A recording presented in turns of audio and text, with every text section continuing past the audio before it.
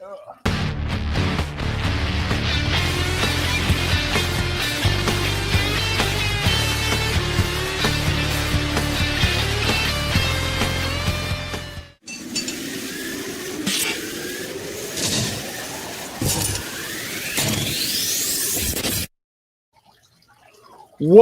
is shaking? Back in the backyard? Well, I'm always in the backyard. Although I haven't been the last couple of times. It's been a little chilly. Got a little soft, but I like to be in the backyard, especially when we have guests over. And it's always fun to have a good friend of mine, Dave Flemming, come over. You know him from calling Giants game, one of the voices of the Giants, the best broadcasting team in the business.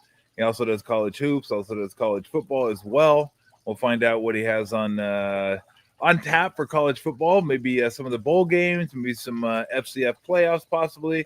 Get his take on the Giants, college playoffs, the who's in, who's out, all that kind of stuff. Maybe a little hot stove league, whatever we have time for. Hello, Dave. How are you? I had to put my little ski hat on. You did. You did. I had mine on. I figured we were going to look like bank robbers. I'll take mine off, put a hat on. Now you left me looking like the guy who's soft. Oh, no. Trust me. Like, we got the warm stuff on. We could always pop the fire on. Every time we come in here on a Sunday night, Bergie and I, Brent's first thing he does. Yeah. Fire's on. We let it rage, and we're good to go. So how's everything going? You look good. Thank you. It's good to be over in the backyard. Everything's good. Does it surprise you how long you've been in this business now? Yes. I mean, now I meet so many kids who are like, man, my first memory is listening to you or watching you, or I grew up, these 30-year-olds who come up to me. I grew up watching you, man. I'm like, you? No. Yeah, it's a long time. It's crazy how time flies. My kids are in college. But it's great. Like, the cool part about it is, I mean, it's fun to hear people say stuff like that, but it's also like Jeff Kent goes into the Hall of Fame. And I got to watch Jeff Kent play, not for very long, but I got to see Jeff Kent play in a Giants uniform. So I have enough built up kind of institutional history now where I feel like a little more of a vet. Still the young guy on my crew, but I feel like a little more of a vet. No, I mean, look, you are. But I think even when you were young, I didn't consider you like a vet, but you had enough knowledge you just did. That's the way you operate. I mean, you're a baseball fan, you're a football fan, you're just a sports fan. It's funny how many people in our profession aren't necessarily sports fans. They're just good at what they do. It's like, I called the game, I get paid, I'm out. What happened? I don't know. I didn't see that game. I didn't watch that game. It didn't surprise me anymore. It used to surprise me back when I played, because I talk to my teammates sometimes about certain games, and they'd be like, I don't watch that. What are you talking about? Like, I talked to Steve Kerr during the baseball playoffs. He's a huge baseball fan, and we always text during the playoffs. And he's like, none of my coaches want to talk baseball. I can't talk baseball. Nobody cares. He goes, I got to text you to talk baseball because nobody cares about baseball. I'm going to tell a quick Steve Kerr story. So I was in this last baseball season. Giants went to Minnesota for some interleague play. Happened to be right when the Warriors were there to play the Timberwolves in the playoffs. So I decided, and we had an off night, like game 2. The Warriors ended up losing that game. It was kind of the beginning of the end. Curry didn't play. Anyway, so I decided I was going to go, and I hooked up with the TNT people. Like, hey, I'm going to come over and say hi. I walk in the back tunnel.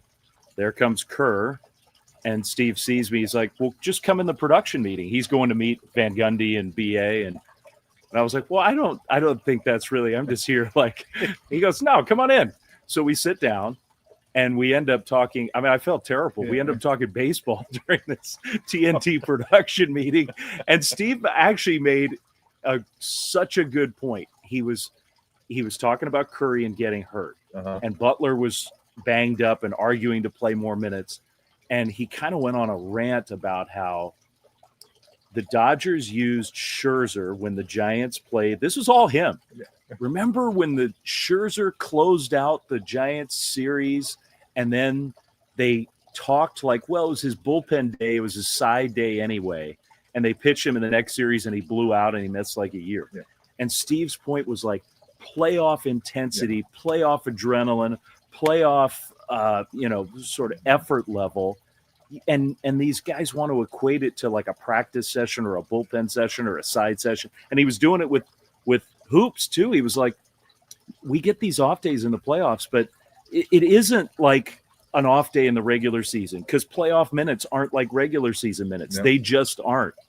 Anyway, I loved it because like only Steve Kerr would be bringing up Scherzer and Giants and arm injury, trying to tie it into Butler and Kerr. I was in my element, man. No, absolutely. If I didn't love him enough, I loved him. And he's absolutely right. Yeah, he's absolutely right. It's the same people that used to say, I don't know if as many.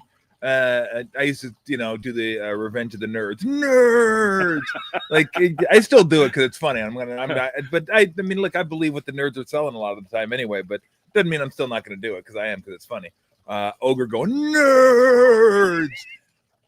But when people used to say, "Oh, the 9th inning's like the 7th inning or like the 8th inning," what is mix and match and just keep, it doesn't really matter. It's just an inning. And I was like, no, it's not an inning. Yeah. That's what analytics misses across the board. They miss the human element. They do. Some guys can handle it. Some guys can't handle it. Some guys can do better under pressure. Some guys do worse under pressure. Guys also like to know what their roles are. They don't like to be bouncing around 9th inning, 7th inning, 6th inning, 9th. It's like, so for those people that just thought, we'll just pitch them whenever, interchangeable. I was like, it just doesn't work. And I think they've kind of understood now. It doesn't work. I think it's a very good comparison, probably better than the one I'm going to use. The one that has been driving me crazy lately is kicking field goals versus going for it. Yeah. And it's different in terms of like you're talking about, hey, the 9th inning is different than the 7th inning from a player like adrenaline standpoint and pressure standpoint. But I believe there is a team psychology when you don't just take some points sometimes. I agree. Kick a field goal, take some points. There's a positive feeling that comes out of that that maybe the math numbers don't agree with, but it's just driving me crazy how teams, like some teams, just are refusing to take points. When I'm not talking about kicking a 55-yard field goal, like kick the 38-yarder and get on the board and take a lead. Yeah, instead of like 4th and 4, 4th and 4, let's go for it. Well, just take your point. The one that kills me, and people are starting to buy into this, and I still not buying into it, is when you're down more than 14, you go for 2. Yeah. Because the analytics say, well, you want more information. You want to know what you have to do. If you get the 2, let's say you're down 14. You get the 2, now you're down 6, now you can win it. Okay, you miss the 2, now you need to go for 2 to tie it. Whereas if you go for the touchdown, you can still go for 2 and win it at the end. So here's my thing. They always say, we want more information. What they leave out is the fucking other team has information too. Yeah. If you miss it, they're going to run their plays differently, knowing they can run a little bit more clock now because you have to score and get the 2 to tie it. Like, that information isn't exclusive. It's not proprietary to the offense that goes for it. Everyone gets everyone knows. So I just think a lot of people take this stuff, swallow it down, because they're like, well, look, the algorithms run it through and while I'm on the roll, let me just say this. Just keep going. I'm glad I had you over. To do this. This but is while I'm on sitting by a fire pit that's not turned on. But while I'm on the roll, the more plays they run and the more times they do this, the more information they get, the numbers could change. Yeah. They're always changing. They're not static. No. They're always changing. No. So all right, your thoughts. I do think you're right in that there has been a little acknowledgement lately of maybe the hard and fast line, because it really was for a long time. It felt like if you tried to make the point that you or I are making on any of these topics, you're an idiot. You did shit. You don't understand numbers. You are so stuck in the mud. Yeah. You are behind. You're an idiot. There was like no debate. I think now there's at least an acknowledgement that maybe it's not quite as cut and dry. Yeah, exactly. Well, we had the same thing when we had, it's funny, we had Boog Shambi on, and I like Boog. Yeah. Although I was going over, this goes all the way back. He's kind of the opposite. Like he is a firm believer in. We went back to the World Series Dodgers-Rays when Snell was pitching. Remember, it was 6th inning. He had one hit. Mookie Betts coming up. They took him out, which was funny because I go, if the Rays believed in analytics, that year Mookie Betts hit better against lefties than he did righty, or he hit better against righties than lefties. So do you believe in analytics or you don't believe in analytics? Blake Snell has since proven he can go beyond 6 innings. So Anyway, I was saying, why not leave him in? He's pitching well. Dodgers can't hit him, blah, blah, blah. And I remember Boog saying, he goes, you don't understand numbers. And I go, Boog, I understand them perfectly fine. The thing is with numbers, they're always changing. So if nobody ever, if I can't go past 6 innings because 2 years ago I got lit up or whatever, and I never go past 6 innings, guess what? Those numbers will never change because you're never giving me a chance to go out there and pitch past the 6th inning.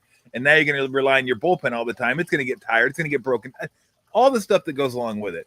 So my whole thing has always been with analytics. Let it inform you. Don't let it dictate to you. That's it. Yeah. That's a seems. And like then I go, okay, really let's move on because I could be. I'm going to get mad. You're going to get up and leave, and I'm not even going to acknowledge it. I'm just going to be talking like this son of a bitch is unbelievable with this. Yeah. So, all right, you brought it up. I wanted to get to it. Jeff Kent, Hall of Fame. Yeah, thoughts? I feel really good for him. So do I.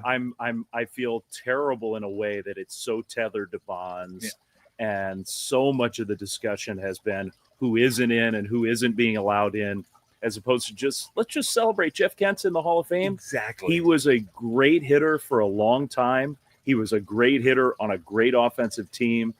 He won an MVP.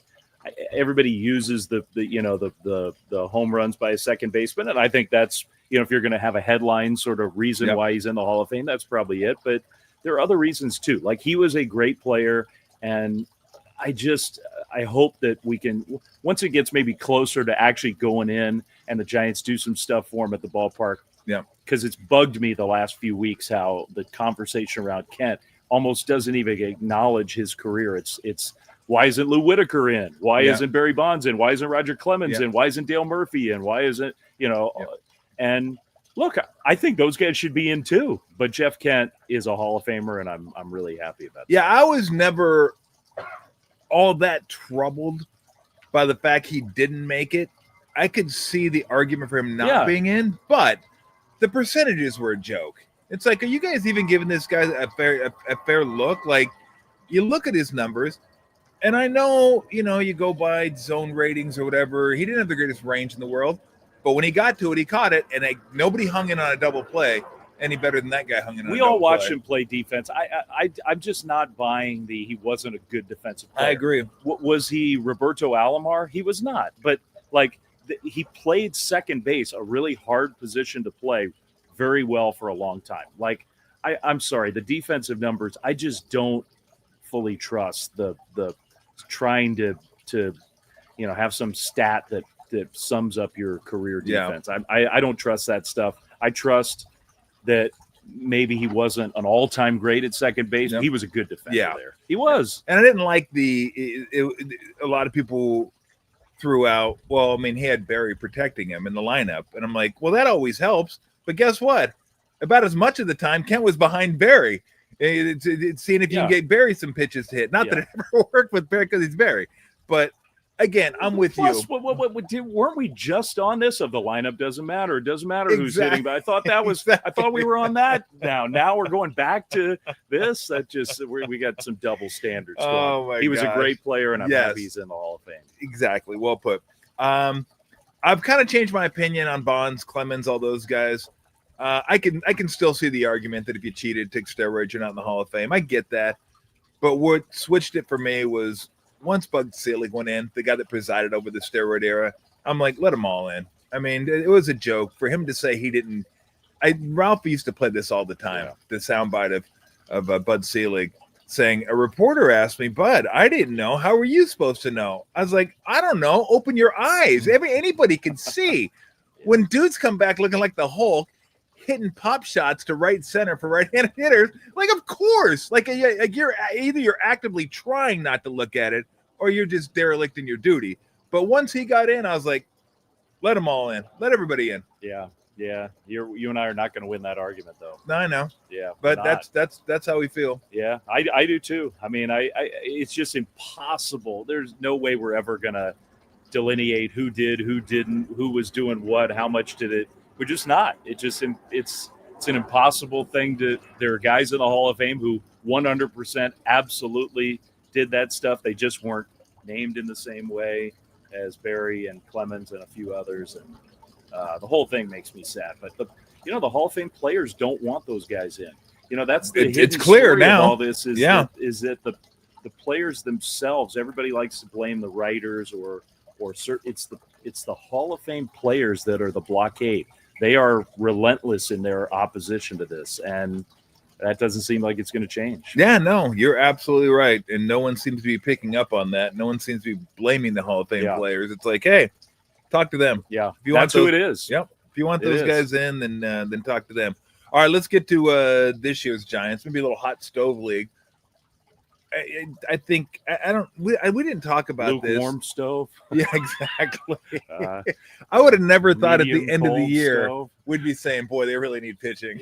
Yeah. We thought the pitching was where they had their strength and they needed some hitting. I think you and I sat here before the season last year and talked about, man, they got 9 starters. What are they going to do with all these guys? Now they have 2. They basically have 2 or 3.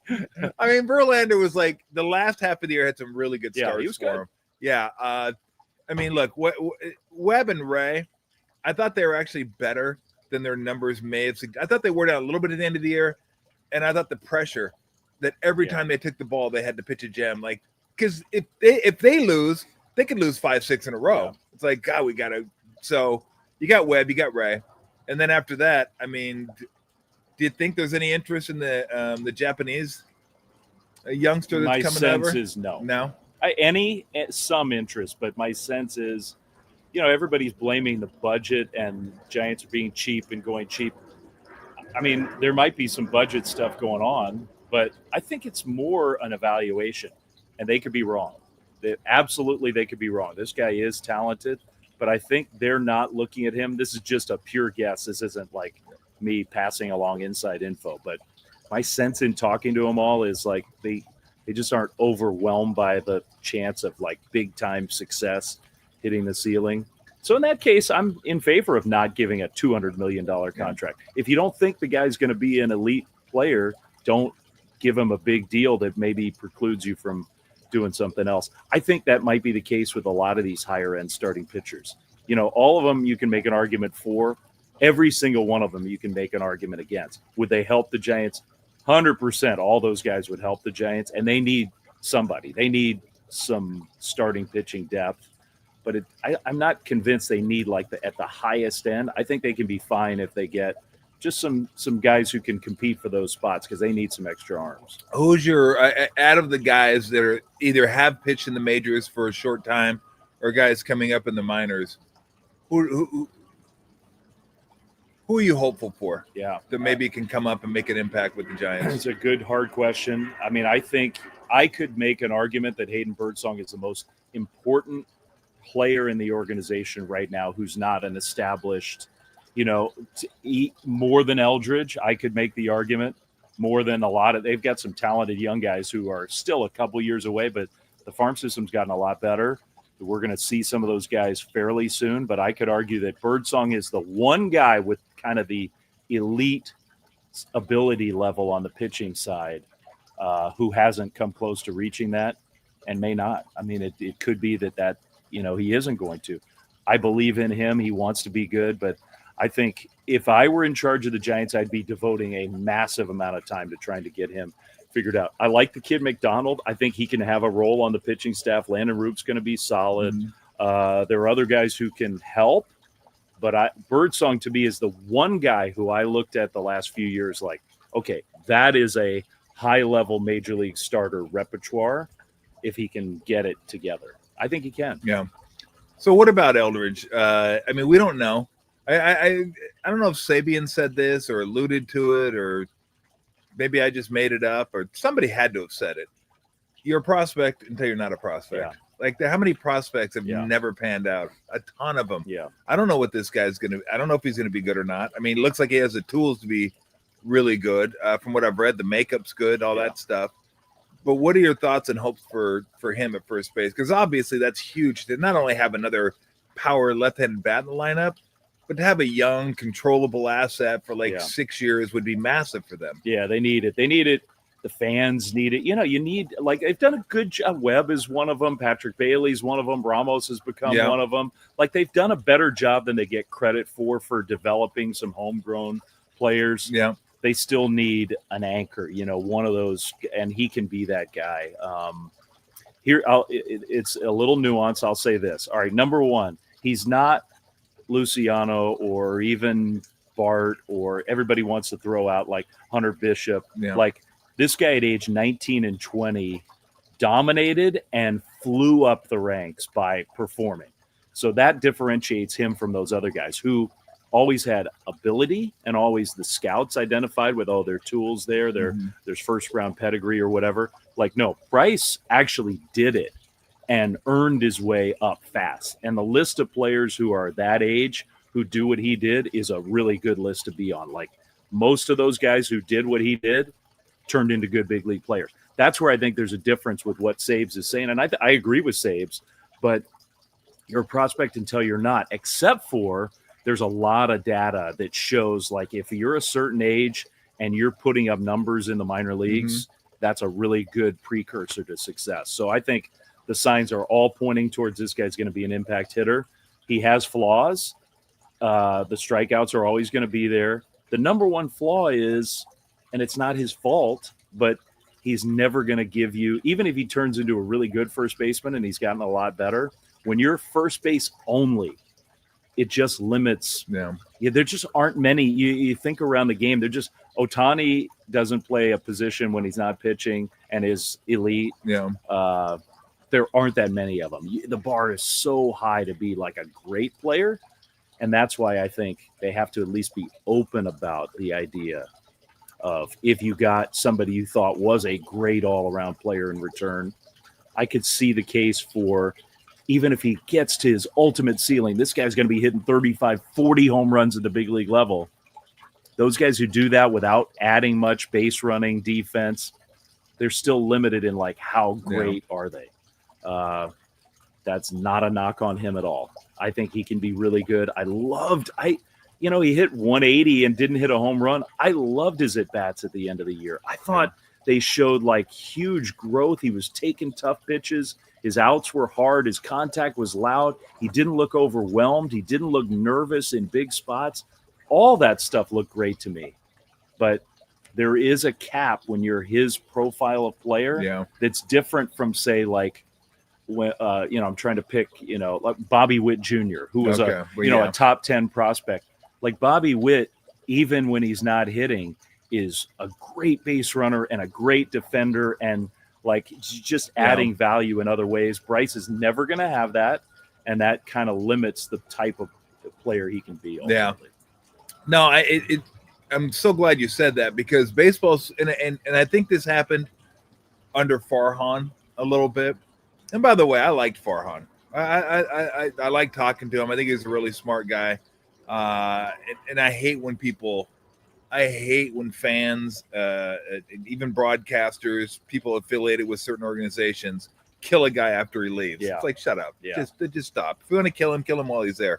And I thought I thought his biggest problem was too offensive focus, like trying to get all the matchups and lineups right without worrying about defense. And then worrying, not that it's a bad thing, but worrying too much about the fringes of the roster, fringes of the 40-man, instead of trying to like work on the 5 or 6 man core. But other than that, whatever. But I think when you look at, Eldridge and to your point, I think baseball in the last 5 years has probably gotten back to, we want complete ball players. Yeah. It's not just going to be about offensive war, because that took me to the Giants, because other teams did that too, was let's make sure we get the matchups we want. And who fucking played left field for him that one time? That like backup catcher for the Giants or whatever it was is out there playing left field. Yeah. No, I know who you're talking about. Like third baseman. Like he came from the Rockies. Yeah. I'm like, come on. I know they're hitting balls out there, and it's like he's chasing them around. I'm like, what's that his fault? Yeah. Shouldn't be out there playing left field, but they got the matchup they wanted. But I think baseball is getting like, we want more complete players, right? How can you help us when you're not hitting? Because I always look at basketball. How can you help when you're not scoring? Do you rebound? Can you assist? Do you play good defense? Do you set good picks? Do you get on the ground, get us an extra possession? What do you do to impact the game when you're not scoring? And I think the same is true in baseball. You're not hitting. What do you do to help the ball club? Can you draw a walk? Can you run the bases? can you hit to the right side when we got a guy on second base? Can you get a fly ball and just get a guy in from third base? The Giants have been awful at that the last few years. Like, good Lord, can we just work on a little bit of the fundamental? But those are winning plays. I want guys that can have winning plays impact when they're not hitting. And to your point, maybe Eldridge can, maybe he can't, but it limits you when you're at first. It just limits you. He's gotten a lot better from where he was in spring training last year to where he was at the end of the year. I was shocked how much better he was. Yeah. So that's a great sign. Like, he's going to be, I think, a good first baseman. You're still not impacting the game in the same way. If the Giants do one thing this offseason, again, this is just me. Mm-hmm. I'm not in charge. I'm not the president. I'm not the GM. Thank God. But they have to catch the ball better in the outfield. Yeah, absolutely have to. It destroyed them at times last year. And you play in this ballpark. To me, I am willing to make sacrifices on the offensive side to get that right. And look, that sort of brings Ramos into full focus. I love Elliott. Elliott's a great young man who has worked his tail off and continues to, and cares and is passionate and all the stuff you want from a young guy. Elliott is. He had a terrible year defensively, and it's got to be better. And if it's not better, it takes away all that other good stuff. He hit 20 how many home runs and hit the ball hard and came up with all these big hits and had these great moments, and it almost all of it got washed out by just being a bad defensive player. And it's not that he doesn't care. He's putting in time, but somebody's got to find a way to connect with him and see if they can get that better. Yeah, it's not apples to apples, but it's kind of the equivalent a little bit of basketball and hockey plus minus. Yeah. Like, okay, so you scored a whole bunch. You had 30. I used to have a guy that I played with would look at the box score at the end of the game and go, I did my job. I scored 30. And I'd always go, yeah, you gave up 32. Yeah. Like, look at the guy you're guarding. True. Like, great, you got 30. We're still -2 just in the guy you were guarding. Lee's got to be better in center field too. Yeah. I thought he would be. I don't know why. Maybe just the body type. And I always equate like some of the Asian players with being like, and this is so, I'm racially profiling here. I'm going to just let you know that right now. Put a like little banner at the bottom. Tom knows he's racially profiling, but just like smart guys, athletic guys, the guys that understand the game. And I didn't see as much as I thought I would see. And look, that's me. I mean, I shouldn't have thought that way. Not everybody's the same, but I just thought he'd be better just because of his athleticism. I thought he'd steal more bases. I thought he'd be better in the outfield. Yeah. If he's not going to be as good as I thought he could be, then it really hurts to have Ramos do what he's doing left because you don't have the guy in center kind of making up ground. It's like they got to get better in the outfield. And Gilbert might have to be the center fielder. Gilbert's ceiling is probably limited offensively. He is. He's a crazy kid, but he's a very good defensive outfielder. Yeah. And you saw at the end of the year, it was not a coincidence when Verlander was on the mound, Drew Gilbert was in center field. Like, Verlander's got the sort of status to say, I want that guy out there. That wasn't a total coincidence. And so maybe Lee can be a better corner than center fielder. Maybe he's always been a center fielder. Maybe a new coaching staff can help connect with him. Because to me, with Jung-Hoo, a lot of it is just sort of confidence. Yeah. You saw the moments of being tentative and not taking charge out there. He needs to run like the bunnies are running around. My bunny's on meth right now. I don't know what's going on. I mean, I have no idea what she's doing. Yeah. She's like tweaking right now. I've never seen her do this before. I don't know if she like got if we got some bunny dope out here or something that's like she's digging into. I've never seen it. I've never seen her like that. They got to get that figured out too. Yeah. He's too talented. Because to your point about like fundamentals and you sort of stereotype that the players who come from Asia are going to be very fundamentally sound. You watch Team Japan, different from Team Korea, but you watch Team Japan play and how drilled into him all that stuff is. He's the son of an all-time great player. Yeah. And grew up around the game. He knows all that stuff. The instincts of the game are there for him. To me, it was a fear factor of not wanting to make mistakes, not Yeah. wanting to take charge, not wanting to make outs on the bases. Somebody needs to help him be a better base stealer, be a better base runner, be a better defensive outfielder.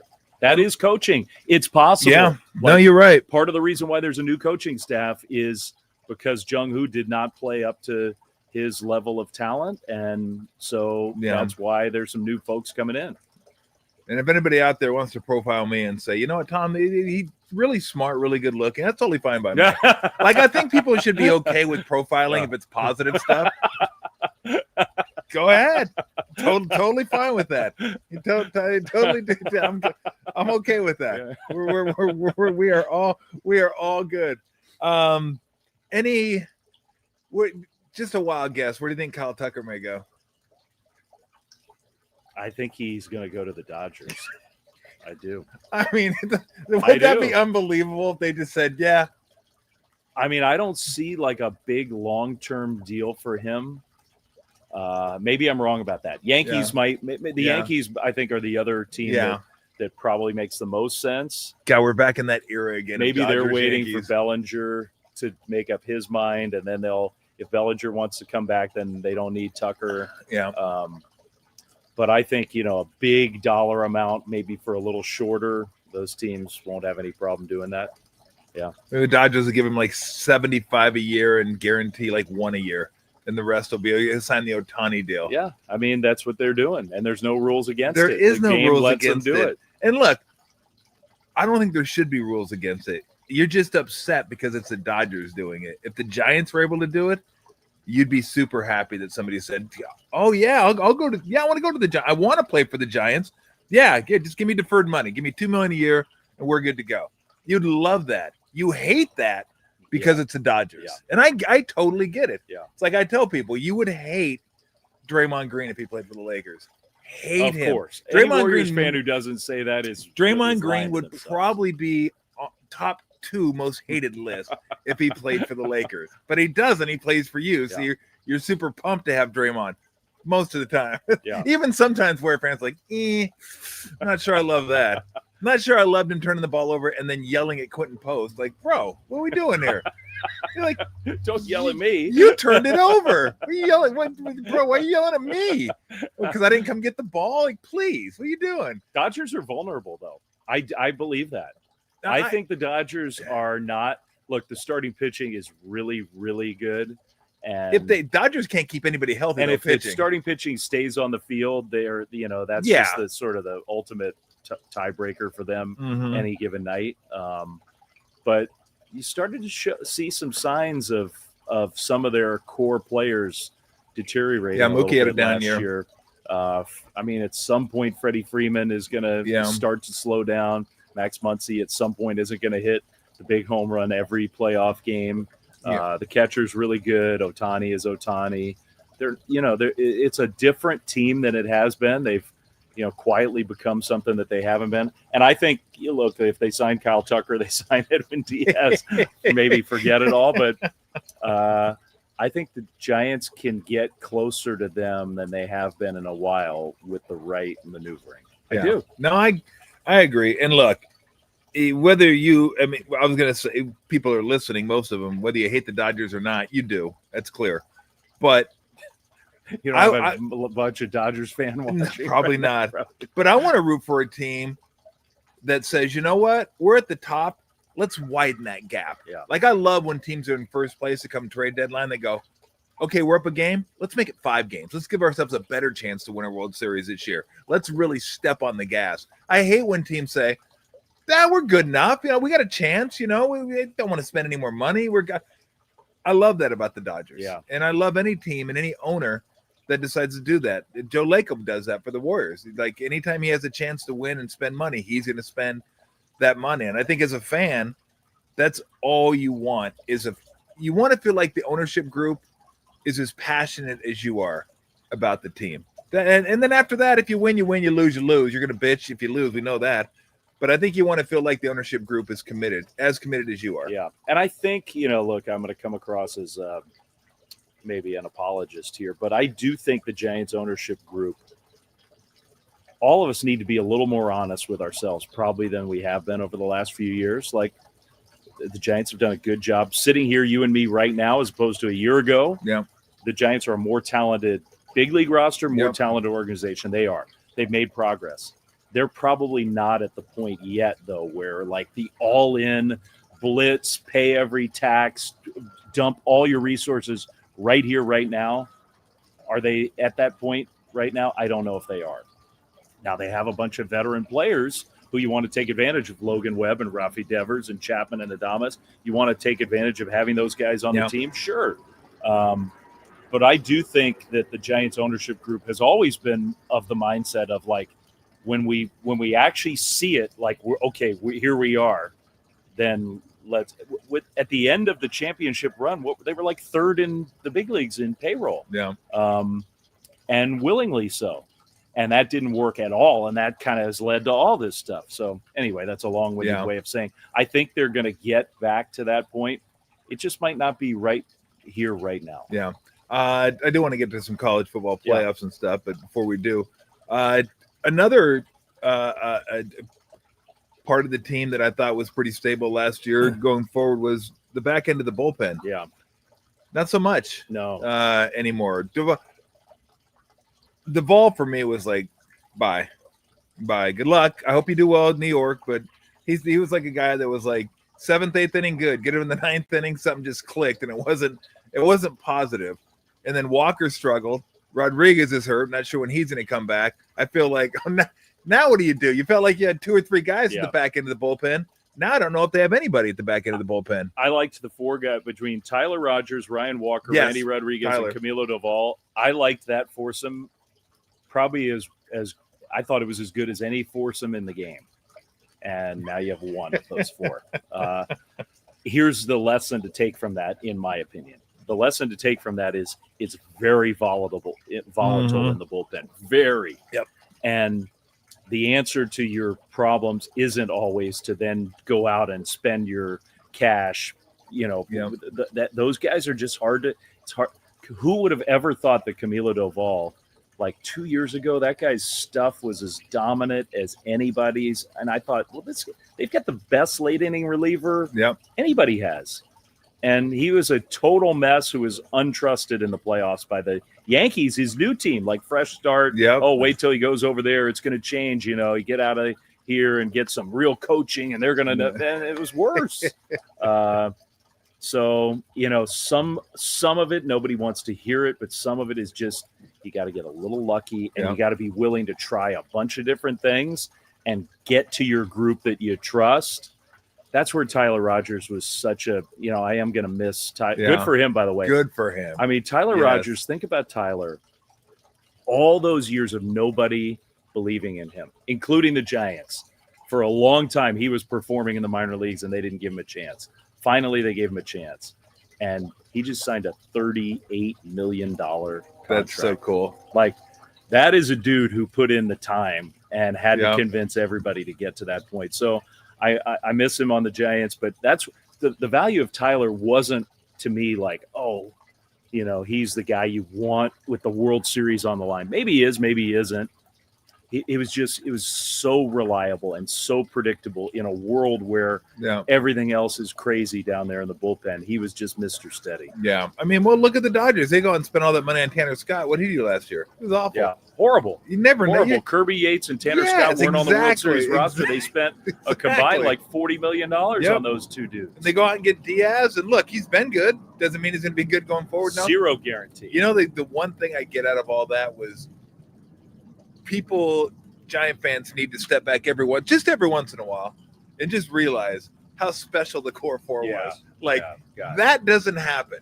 And they didn't even have flamethrowers back then. No. They just had dudes that were able to get the job done. And it's different. You didn't have the 3-batter rule and all that kind of stuff. But even then, bullpens were volatile. To have that success to go for all 3 playoffs, I mean, Brian Wilson was part of the first one. But it's amazing. Yeah. It really is amazing. Like, you talk about all the stars they had and, Lincecum and Kane and Bumgarner, Posey and blah, blah, blah, blah, blah. Those guys, they don't get it done without those guys. And it probably is unlikely as anybody.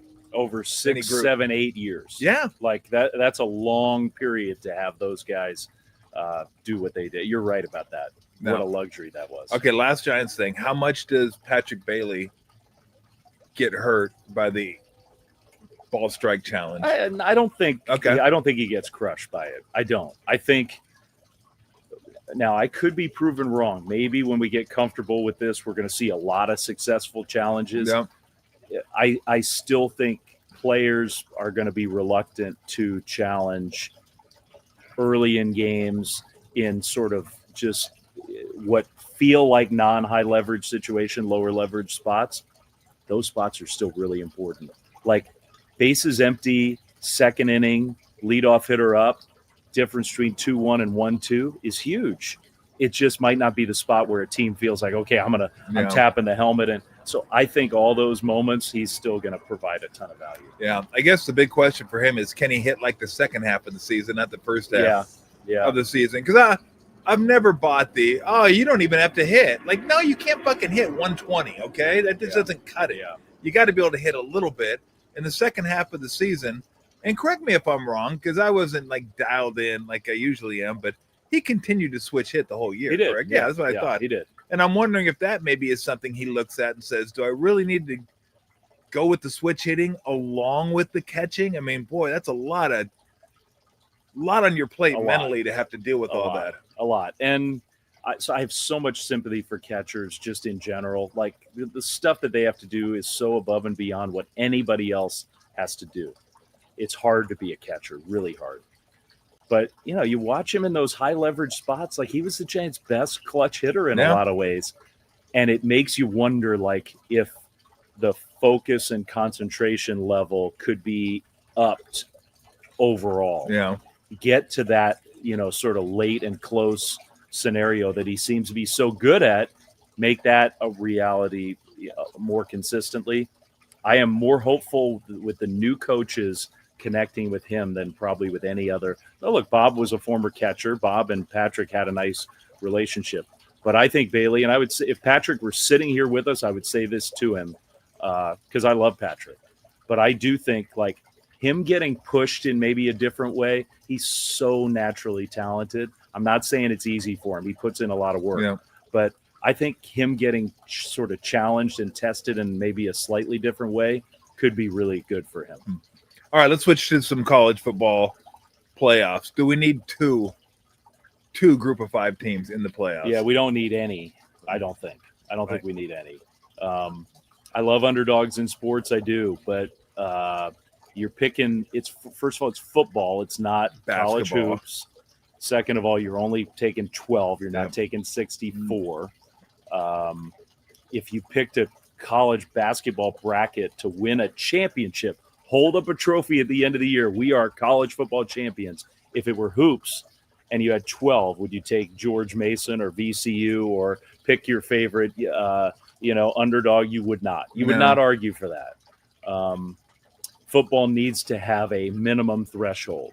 And maybe to protect against like big conference bias, you could let the computers determine that threshold to take away like sort of like collusion of the commissioners of these leagues are the ones sitting in the room deciding, and they're never going to favor if there aren't some rules in place. If you're in the top 10 or 12 by the computers, and you meet that threshold, you're a conference champion. Okay, you're in. Otherwise, you're not in. JMU lost by 2 touchdowns to Louisville. Louisville was a good team, solid team. What are they, 7-5, maybe something like that? And Tulane lost 45-10 to Ole Miss. Crushed. They're going back to Ole Miss now. Like, is it going to be closer? I think it will be closer. I think Tulane probably got better as the year went on. I don't always look at the score, but 45-10. Like, they were not a national championship caliber team this year. They weren't. They're not going to win the national championship. Those spots are precious. That would be a real important focus for me if I were college I agree. football. Look, Oregon's favored by 21.5. Yeah. Mississippi's favored by 17.5. Yeah. If you're going to have a 12-team playoff, to me, like every spread should be within minimum 2 touchdowns. Yeah. I mean, you shouldn't have spreads that are 21.5. If BYU were at Oregon, what would the spread be? 10-9? 8? Oh, yeah, probably maybe it could be 12, 11, but no more than that. Yeah. I mean, that's probably if Notre Dame were at Ole Miss, they'd be favored. I think. Oh yeah, they would be. Yeah, absolutely. If you just take the first two teams out and put them in those two slots, put BYU at Oregon and put Notre Dame at Ole Miss, you'd have a more compelling weekend. I saw a lot of power ratings that had Notre Dame third. Yeah, they're behind Ohio State and Indiana. Now you still got to earn it. They lost their 2 games. You only beat USC. Yeah. There's got to be a because look, if we just want to do the 12 best teams, let's just get Vegas power ratings and do the 12 best teams and get in there. Right. There's got to be some level of you got to win it on the field, right? And Notre Dame didn't. So, I mean, they absolutely. You could make a case that Notre Dame and Vandy, Notre Dame and Texas, whatever, put them in there. Like the Alabama one was interesting for me because they were leaking oil, and they were leaking oil the last 5 weeks of the season. Like they went through that gauntlet, and then after that gauntlet, boy, they didn't look good. Ty Simpson didn't look good. The running game's awful. Yeah, defense still pretty good, but you could make a case that and they could win a game. They could win 2 games possibly, but that's a game this is what I've always tried to wrestle with. When you weigh these things out, what should carry more weight? Good wins or bad losses? Yeah, I think good wins. So do I. I think good wins. I agree with you. And I am a believer that you can earn it by winning games, by your winning performance. You can earn your way in, even if we don't look at you and think I don't think Alabama can win the national championship. I don't. Yeah, I agree. They have not played very well. They have not. I don't think they have much of a chance at all. But I think they earn their way in. Yeah. I do. When you're the number 1 seed in that league and you went to Georgia and won, and you beat Vanderbilt and you beat the other teams, you went to Missouri and won. They have a lot of good wins, a lot. Yeah. I think they earn their way in. But I also think Notre Dame is playing way better than Alabama right now. I would think Notre Dame would have a way better chance of actually winning the national championship than Alabama does, but that doesn't mean that I think Notre Dame should have been in Alabama. Yeah, well, hell, if Notre Dame and Alabama played right now in neutral, Notre Dame probably a 5 or 6 point favorite, I think maybe so. even a touchdown. Yeah. I mean, that's how much better they're playing. All right, let's go over a few of the games. You think? So we get a rematch. I get a couple rematches this weekend, but Friday night we get Alabama at Oklahoma. It is a cool game. I'm looking forward to it. The first one, I mean, Alabama dominated them. They outgained them by 2-1. It was like 400 to 200 yards. That was actually probably their last best offensive performance because Oklahoma's really good defensively. Yeah. Offensively, sometimes it becomes the John Mateer show. It's like Pop Warner. Do something with it, run or throw it or whatever. They don't run the ball that well either. I mean, this one to me is like turnovers. If Alabama can stay away from the turnovers, I think they win. If they can get Jam Miller back and run the ball just a little bit, they can't run the ball at all, and I think that hurts. That hurts Simpson as well. But I like their receivers. I like Williams. I like Bernard. I probably would take Bama here, but it should be a fun game to watch. But I don't know there's going to be a lot of offense in this game. I think I'll take Oklahoma. Okay. I mean, I look, Mateer did not play very well down the stretch. No. But he's gotten a couple weeks to get a little healthier. I should pull up my phone and see what the weather. You think it's going to be cold in Oklahoma? My guess would be yes. I mean, my guess would be 2. I think the cold would favor Oklahoma, sort of playing one of those kind of games. Yeah, it's pretty mild. Friday's going to be high of 59, low of 31. That's beautiful. So game time in the low 50s. So that's not. I mean, it's beanie temperature for us. We're from weather for you. We're from California. It's always shorts weather for me. But I think Oklahoma's defense with the home crowd, I think that's where a non-neutral game in these first rounds really helps Oklahoma. Yeah. And look, Ty Simpson's got to play better. And this is my own picadillo here that I don't know why I can't get over this. But I'm going to take my hat off for this just so I can demonstrate. I never trust a quarterback who, when he has his helmet on, has his hair down over his forehead. Brush it back. I don't know. It just looks stupid. You got your hair and you got your helmet, and then you got hair coming out of your helmet. It's like, bro, brush your hair back. Fucking nerd. I shouldn't throw my son under the bus here too, but I argue with my son all the time because he's got the sort of 16-year-old boy hair where it's kind of boy floppy. hair. And he's playing varsity high school basketball now. It's like it matters. This is like there is something on the line for you. Your teammates are relying on you. Can you see the ball? Can you see where you're supposed to be going? Like, get that out of your face. Like, what are we doing? This is not a fashion show. This is a game. Gotta look good, man. Look good, play good. Okay, so you like Oklahoma, I kind of like Bama. We'll skip the two big spread games. A&M Miami is an interesting game. I'm glad Miami got in. I mean, look, that was the good wins versus bad losses, right? Because it was funny because everybody's like, well, Notre Dame's only lost to Miami and A&M. I'm like, yeah, but Miami's like the one that's trying to get in. They beat you can't just say, but that was a good loss. We lost to you. Yeah. So they lost to SMU and Louisville. Yeah. Is what they. The Notre Dame people were yelling at me. So many Notre Dame people. Look at their losses. Their losses were terrible. Yeah. First of all, they're not terrible. Those two teams are they're okay. Are good teams. They're good they're teams. Not great teams, yeah. but they're good teams. Yeah. So they're not terrible losses. Yes. Second of all, one of your losses is to them. Like I just couldn't understand why that was so hard to. I know. Yeah, but they're 2 losses. Okay, that's fine. One of your losses is them. They couldn't wrap their heads around that one. Could not. And their best win was USC. Yeah. Miami's best win was against you. Against you. you. And you're like the third-ranked team and the fourth-ranked team. You, and they beat you guys. Yeah, I didn't understand that. Again, we both agree they should be in, but not over Miami. Yeah, this game I find interesting because Carson Beck's had a good year. I can't remember the name of the receiver. I think it's Tony. Yeah, he's really good. Oh my gosh, he's electric. So good. And their defense is really good. Yeah, the edge rusher's awesome. Yeah. They got some other dudes up front. I like A&M's defense. Reed's an interesting dual threat guy. Like when he gets it going, he's like fun to watch. Run it and throw it and all that kind of stuff. I don't really know what to make of this game. I guess like if I were wagering on it, I probably would take Miami. Although they were getting 4.5, now they're getting 3.5. So I'm probably just going to watch the game.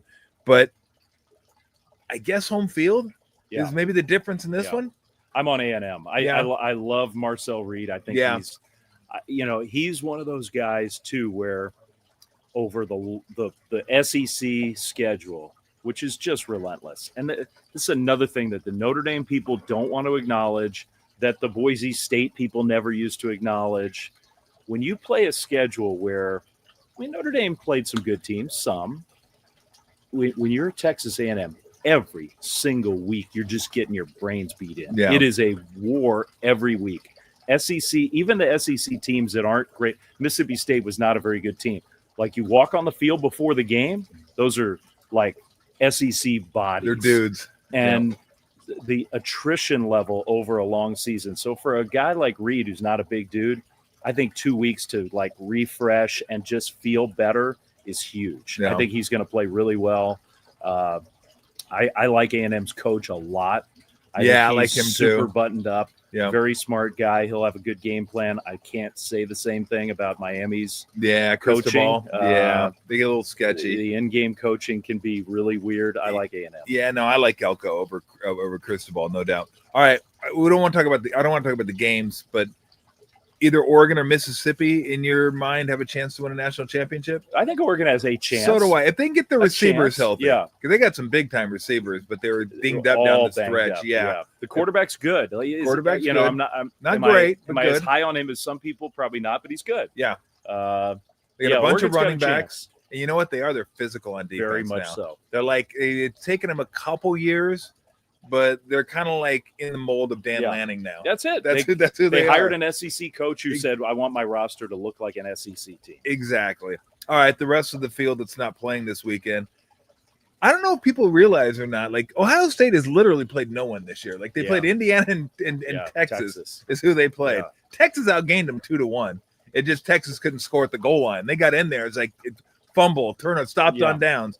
And then in Indiana, we'll get to them in a minute, but that was a really good football game. They stood up to Ohio State's physicality. Sand was just okay. Yeah. But like the defense is really good. We know this.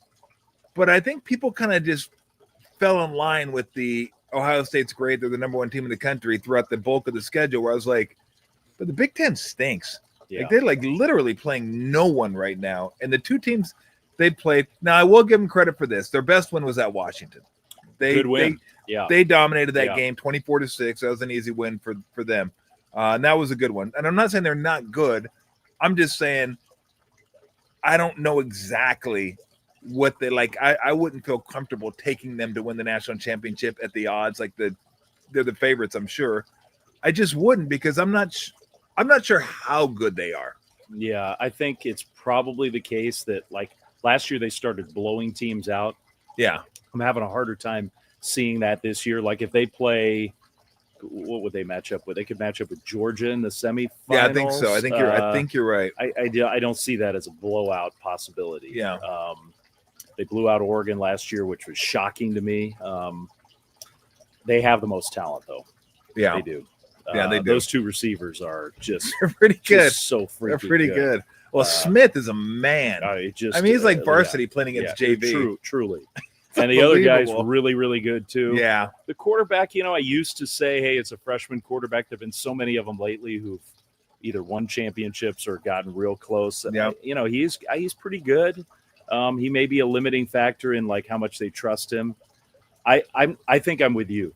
I wouldn't necessarily like lay the odds that they're take the odds that they're getting, but I do think they are the best team. Yeah. Well, you mentioned Georgia. Georgia's interesting because Georgia at one point of the season, you thought, oh, this is not a Georgia defense. It just isn't. But that was so early. It was like back-to-back games. It was Tennessee, where they gave up 41. Yeah. And then the first half of the Bama game, where Bama was up and down the field on them. They shut them down in the second half. And then Mississippi. And then after that, they started shutting some teams down. They started looking like Georgia a little bit. Yeah. I don't trust Gunnar Stockton as far as I can throw. I think he's super tough. He's going to run. He's going to pick up some key first downs. But like in a close game where I need him to make some plays, like with his arm, I don't know. Yeah. I don't know if I'm buying it. The game wreckers aren't there like they've had. Yeah. They've had so many of these guys. They're all playing for the Eagles or the Niners. Yeah. Yeah. Exactly. I guess not all, but it feels like it. Yeah. Those guys aren't quite there. Their defense did play really well down the stretch, but it's not like the dudes who like just keep you up at night if you're an offensive guy or an offensive tackle. But Kirby Smart is the guy of all the coaches. I trust him the most of everybody, like in a championship setting. Yeah. So I think they have the best coach. I think they have close to the best roster. If I'm playing the odds, I'm taking Georgia to win it all. See, if I'm playing the odds, I'm taking Texas Tech. I watched Texas Tech play this year. Did you see the game? You might have been doing the game. The game they played at Utah. I saw it. Okay. I wasn't doing it. Yeah. So I remember watching that game, and I was literally like, who the fuck are these guys? Yeah. Like, they're actually physical in the trenches. They've never had that. Never. Ever. They run the ball. Ever. They have 3 ball carriers on the team that average over 5 yards a carry. They have 4 receivers who have over 40 catches, and like each of them have a minimum of 5 touchdowns. Vedran Morton is like a dual threat guy that could throw a little bit, but defensively, they got guys. This Bailey guy has like 13 and a half sacks. He gets after the quarterback. Like, they have a physical. It's like, what? Because they go to Utah, right? Kyle Whittingham, Utah's going to out physical, and they just punched Utah right in the mouth. And I was like, oh my God, these guys are pretty good. Now, do I think they're going to win? Probably not. But for the odds, I think it's like 10, 12 to 1. I was like, I like this Texas Tech team because they're so unlike a Texas Tech team. Yeah, I'll buy that. If they commit to running the ball and playing defense and sort of like keep that formula, if they commit to that, I can see them winning it all. I think sometimes they sort of get the wild hair of like, hey, we're still the Red Raiders. Let's sling it around. And, Patrick Mahomes is watching. He might, if I really thought they were going to act like, sort of like a Saban championship type team, which I think they have the personnel. It's not maybe not quite Alabama level, but it's pretty dang good. Yeah. Then you might be right. You might be right. All right. Last team, Indiana. Like this, I don't think this is an understatement. This is one of the biggest sports stories in my lifetime. This team is awful. Indiana was basically Antoine Randall L. and maybe Michael Penix, and that's it. Since the time I started watching sports, which was in the 70s, Indiana has always reliably been one of the worst teams in the country. In fact, I just think they passed up Wake Forest for like the worst winning percentage of like Power 4, Power 5 teams, whatever. Like they just nudged past Wake Forest. They've been awful. To be where they are now, number one, have a Heisman Trophy winner, Fernando Mendoza, and be as physical as they are. Kerr Signetti may have done the most masterful coaching job. In the history of college sports is like, that could be hyperbole, but maybe it might not be. It might not be with where they were and where they are now. And when you watch them play and the stuff, they were just as physical as Ohio State. They don't have the dudes Ohio State does, but you wouldn't know it by watching them in the championship game. They punched him in the mouth. Mendoza's probably going to be the top pick in the draft. This kid, the Ohio State receivers. This kid Surratt for Indiana is he's really good. And who is it? Hemby, the running backs. They're just physical. They just get after you. Like, Google him is damn right. Like you probably should know who he is by now. But wow, like Dave, this is as stunning a story as I can ever remember. It's my biggest hole because I really pride myself on, part of it is when you get assigned to some of the games that I get to, I see everybody, somehow I'm not on Alabama every week. I don't know if you've noticed that. But I really pride myself on getting to know almost everybody in the sport, having exposure to just about everybody. I've spent time with all of them except for him. ESPN, we don't have the Big Ten. Yeah. And so it's only his second year. I haven't had him in a bowl game or any other spot where I could have at least tried to get some insight into because I'm just trying to figure it out. Yeah. How is this guy this good? Is it he can identify talent so well? Is he just a genius at putting on the tape and saying, okay, that kid playing right guard for UTEP, we want him? Maybe it's that simple. I guess it's probably more multi-layered than that, but it's and that's, what I'm all right. I'm going to cut myself off. I'm not going on, but enough Stanford excuses about why they're not winning. Freaking Indiana is undefeated and going to play for a national championship. And you want to whine about all this other stuff. How about this? Get good coaching and get good players and go win games. And so many programs are still in the whine mode of, the system now and the world has changed and UCLA's whining and all these teams are can't figure it out. Kurt Signetti figured it out. He's legit. Yeah. They can absolutely win it all. I love I feel like my partner Brock Osweiler should have been in the Heisman acceptance speech. Yeah. Because, we had Fernando the last couple of years with Cal a bunch of times. And right when he was sort of emerging as a player, we had him. They won that game at Auburn. We had that game. Some of their biggest, the game against Miami over there with game day there. Yeah. And he loved talking to Brock.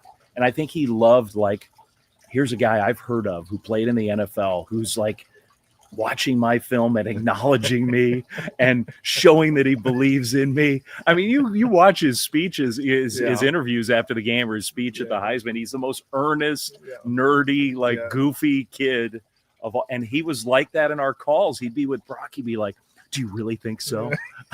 I so appreciate that from you. And they'd sort of talk nerd football or whatever, quarterback. And I am pulling for that guy because I feel like we were there's ground floor and then there's starting in the basement, and that's where we did with him. We were with him from the start, and look at him now. And just think, everybody was pulling for Pavi until he opened his mouth. Sometimes just keep your mouth shut. Yeah. You know what about Stanford too? If they only had an endowment where they could pay athletes, and had some money over there, maybe they could get some of these guys to go to Stanford and stay. It's Stanford. Yeah, no, you go down to that campus, you realize they don't have much. They're You know, like, it's they're like, tough sorry, scene down there. that's earmarked for philosophy. We're not going to get that running back. Sorry, that's academics only. Yeah. Do not touch. Hey, thank you so much. Yeah. I love being over here with you. Have me anytime. I'll come back soon. Well, let's do it. What's the bowl schedule for you? I have so we have the FCS championship game, nice. which is actually a fun game. So because of that, we're going to do a semifinal this week, which turns into Montana State, which, by the way, here's a little plug for that game. Brawl of the Wild. This will be the 125th time they've played. This is, I mean, every year in Montana State football is the number one sporting event every year. They've never played in the playoffs ever until Saturday. This will be the biggest game in the history of that state. It is the biggest sporting event in the history of Montana. The whole state is just beside itself, and it's actually really cool that we get to go up there and do it. That's super cool. So I know it's not the playoff game. We'd love to be doing a playoff game. Our crew's not doing a playoff game. That makes us a little unhappy. But the fact that we're doing that game is really cool. We're going to go down and do the Vegas Bowl on New Year's Eve, which is, fun to be down there. Kyle Whittingham's final game at Utah, and then we'll do the FCS championship in Nashville.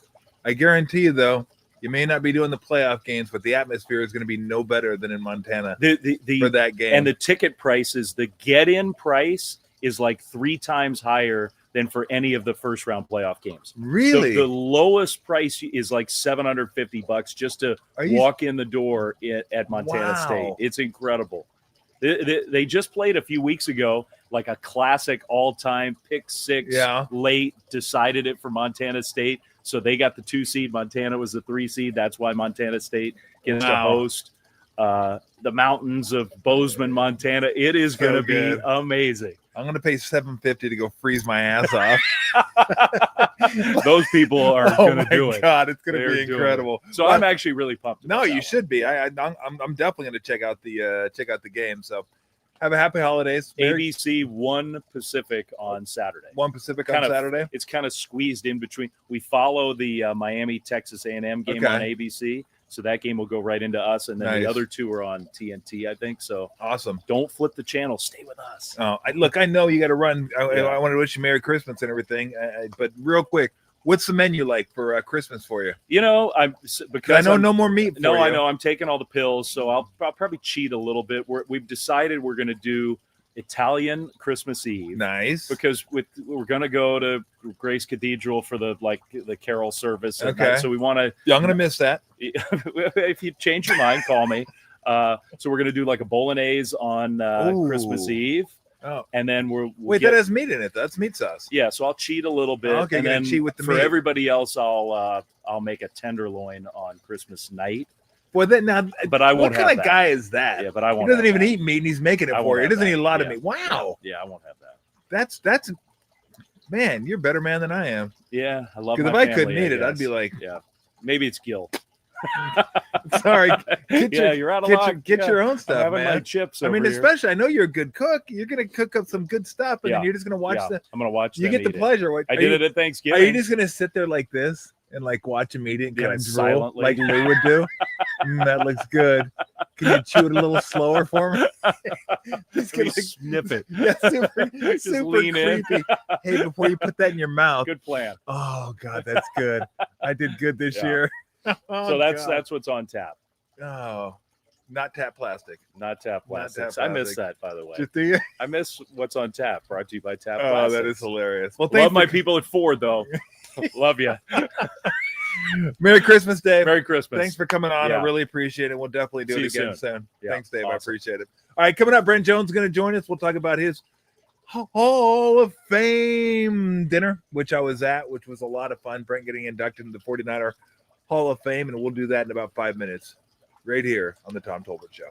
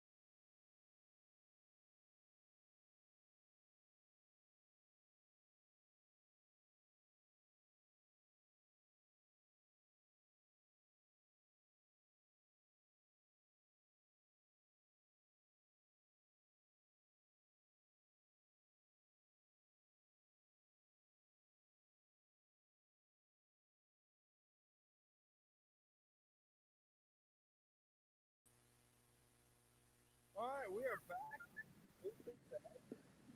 back. What's happening? Can you hear me? The hell? The hell's wrong? Hold on. We're live. We're gonna get this thing fixed up. How do you go? Boom. Start. We're not working. Shocking. I know it is. It is shocking. So we're on the Scarlet. So how about we? What do we want to do here? And I can't. How come I can't see Brent? I can see Brent, but he's not up on. I'm back. I was just cleaning up my desk or whatever I got. I see you. Can you hear me? Oh. Is it working?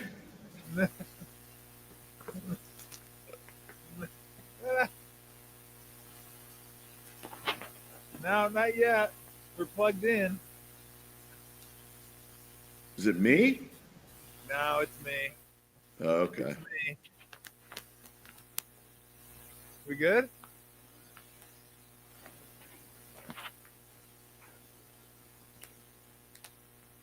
Lou, what's going on? Lou, Tommy, bring you home some cake. Lou's super fun. I can see. You want me to get the other one, the mic? Okay. All right, Brent. Give me 1 minute. Yeah, no worries. Okay.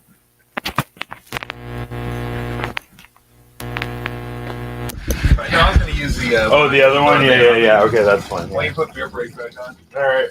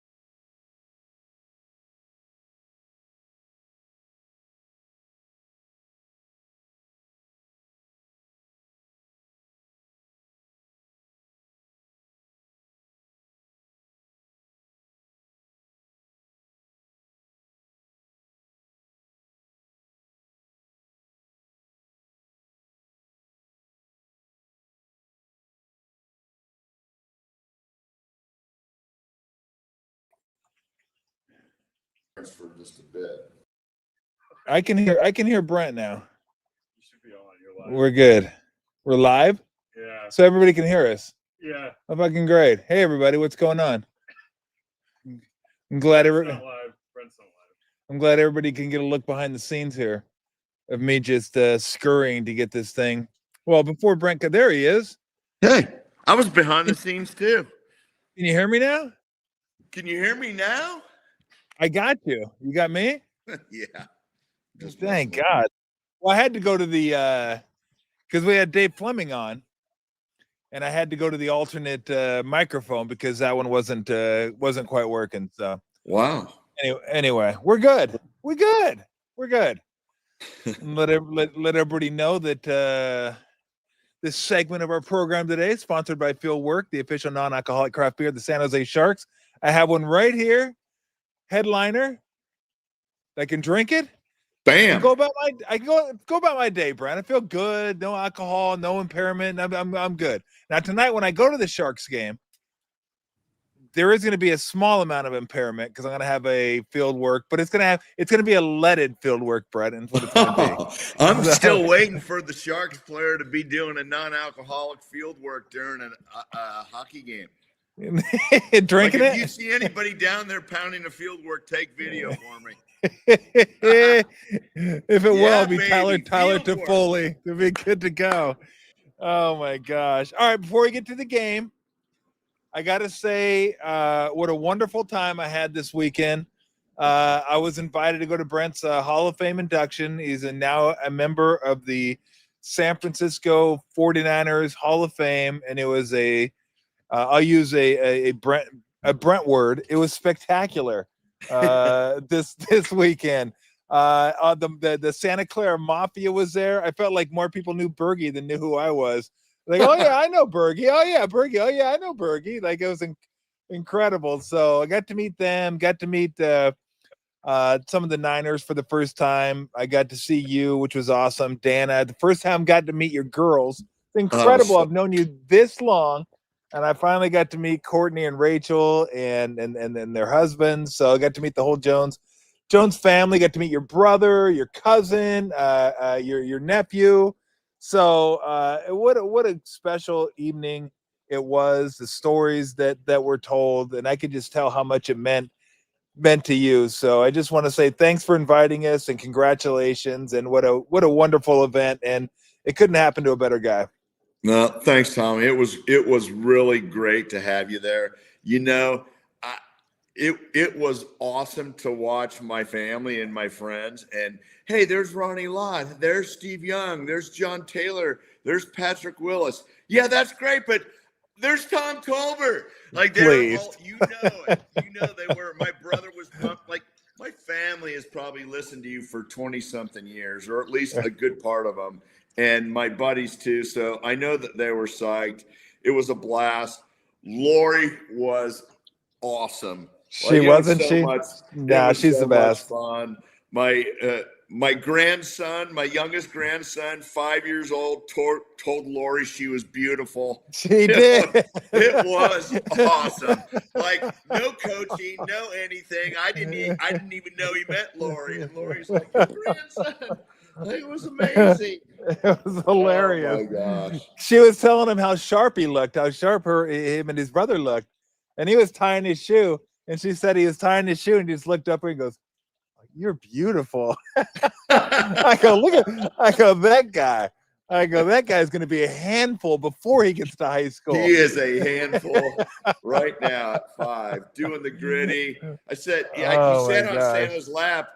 And Santa asked him, "What do you want for Christmas?" And he said, Odell Beckham jersey. I'm like, Case, Odell doesn't even play right now. It doesn't matter.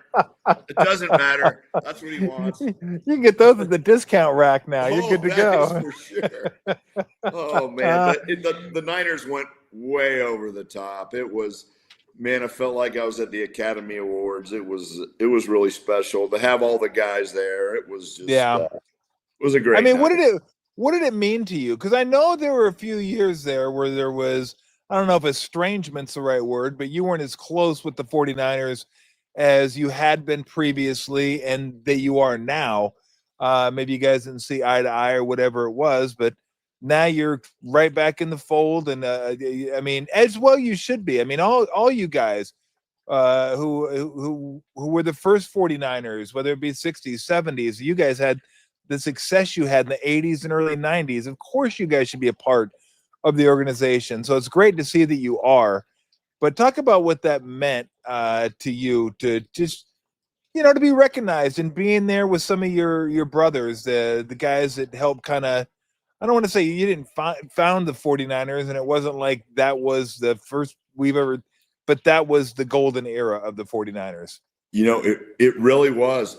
Tom, you will laugh. I mean, there was a few years of estrangement in the transition, and it really wasn't anything the Yorks did.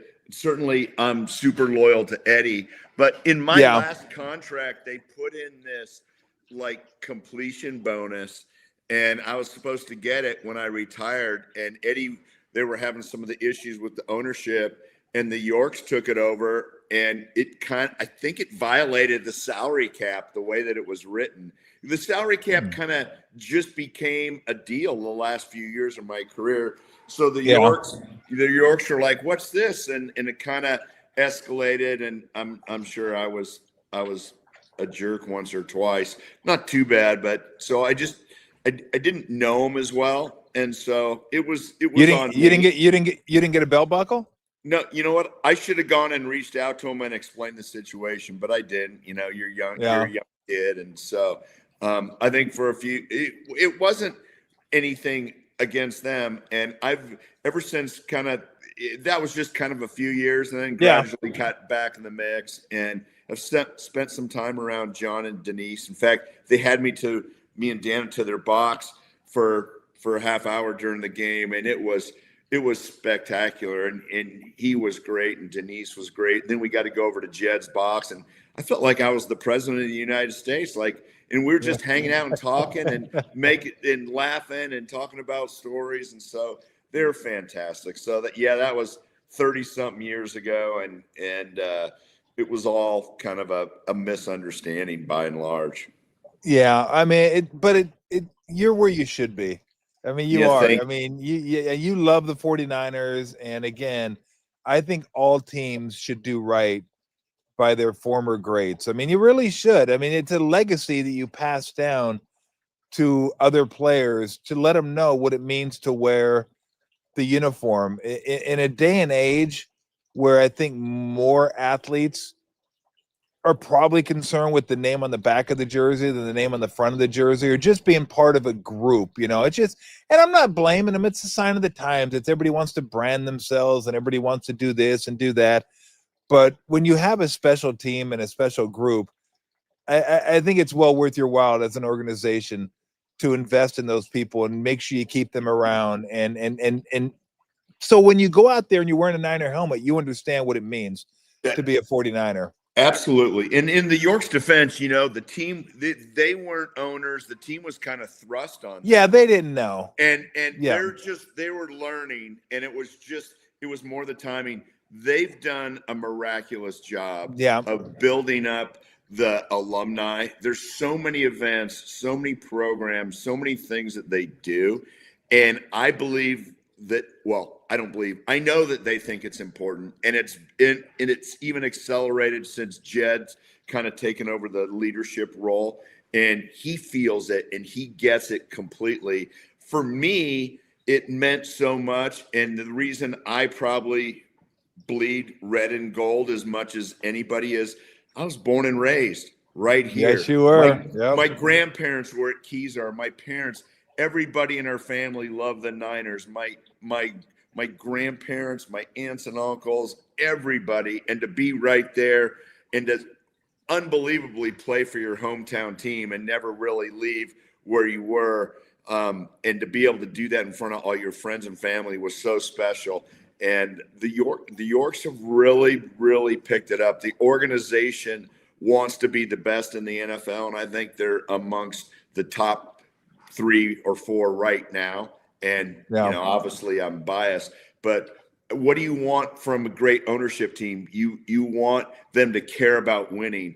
And that is translated by spending money and engaging with the fans and having all these great events. And they've done that as well as any team. And I pay attention, and I know guys on other teams, and it was just it's evolved nowadays. And so it's been pretty special to have an even deeper relationship with the Niners over the years, and it just continues to get even better. I mean, I felt like it was family, and I know that they want that. Yeah. You know, Eddie treated everybody like family. They do as well, and the things that they do behind the scenes that aren't publicized and aren't out there, I'm very well aware of. Especially, you know, we started the Golden Heart Fund 7 years ago, and you kind of know what's going on behind the scenes, and they've stepped up in a major way across the board, and they don't call attention to themselves, but a lot of respect, a lot of love for the York family. That's awesome. That's good to hear. All right, so this game, we talked about it. Bergie and I were talking about it on Sunday. It's just kind of what you'd hope a really good team does to a really bad team. Like, you never thought they were in any danger of losing that game. Would I like to have seen the run defense be a little bit better? Yeah. I mean, did they make a couple plays in the second half that I thought maybe could have been made the difference? But overall, it's like, look, Purdy looked the best he's looked since he came back. He actually looked like the toe wasn't right. The toe wasn't bothering him. He was running, he was juking, he was jiving, he was doing his thing. But it's like what you want to see a good team do to a bad team. Just systematically take them apart. There's no drama in the game, and you just win the game going away. And that's what they did. That's exactly what I was hoping for. Of course, I saw bits and pieces. I was all over the place. Yeah, but I do know you were like this. the mayor of 49erville. It was mayhem. But I know that Brock was dominating. I know my guy George Kittle was crushing it. It was Juwan always comes up with big plays. He just does. I mean, he has that air about him. And I love Ricky Pearsall getting back in the mix and having a lot of catches. And I know he tweaked his PCL and ankle, and I'm like, man, we need a healthy Ricky Pearsall. Yeah, we really do. I think he's a difference maker. I've thought that all year. At the beginning of the year, he got hurt, and I think the dude is special. I really do. Every week we say. Yeah, I wish our run defense could be a little bit better. But you know what? They make plays when they need to. I love Mustafa. I am a little concerned about the pressure that we're getting on quarterbacks. We gave Cam Ward a little too much time. And to be honest, that was the best I've seen the Titans play, to their credit. I mean, they fought, and they haven't given up on what's been a pretty darn tough season, I think, for them. And so – you got to respect that, but we're the team. We're going to be the team that gets into the playoffs that nobody really wants to play. Like, there's not an obvious winner this year, and we've talked about it week in and week out. There's not a team that just completely sets itself apart and is just the obvious, this team's going to be in the Super Bowl. So anything could happen, but we're a scary team because we can light it up offensively. Well, it's funny because one of the people that was watching the show on Sunday brought up the pressure on the quarterback. And I agree with that. But I said against the Titans, I wouldn't mind if that was the game plan. Just build a fence around Cam Ward so he can't run, because Cam Ward can't beat you from the pocket yet. He's not that good yet. So you don't want to let him hit a seam and run, or hit a seam and then all of a sudden you come up and he's throwing it over the top of your head. So you don't want that to happen. But no, I do agree with you that they got Huff basically is what they have. And they got blitzes is what they have. And eventually, they'll have to do something like that. But I didn't think Tennessee was really the game where you had to go all out to try to get to Cam Ward, because he's not ready yet. He's not ready to beat you from the pocket. Just isn't. Yeah. So, but Purdy, some of the juking, the jiving, the spinning, he even got to himself when he did the pump fake. I was like, "What are you doing? Like, what was that? Like, what are you trying to do?" It was tremendous. It was so out of character. He even called himself out on it. Like, what am I? He did. He said he was an idiot or I was stupid or something. Well, he apologized to him right after he did it. He's like, "Look, I don't know. I was out of my head. I'm not sure what I was You doing." know what? But... You know what? That's called exuberance. You know why? Because he freaking felt great. His toe didn't bother him. He was yeah, you're right. Rolling down the field, feeling a little salty, like, yeah, look what I got. Then he's like, wait a second. Did I just do that? Do you feel like this year is, and I said this on Sunday, I go, this has been one of the more enjoyable years watching the 49ers. They've had more dominant teams, there's no doubt. They've had better talent, there's no doubt. But when you look at all the injuries they've had, all the games that they played without Purdy, without Kittle, without Ayuk, without Warner, without Pearsall, without Bosa. I think Bethune's actually missed a few games, and he's been really good. Like, they've just been decimated with injuries. And I understand it's the NFL. Teams are going to get hurt. But this was like above and beyond to some of your best players. And defensively, your two best players.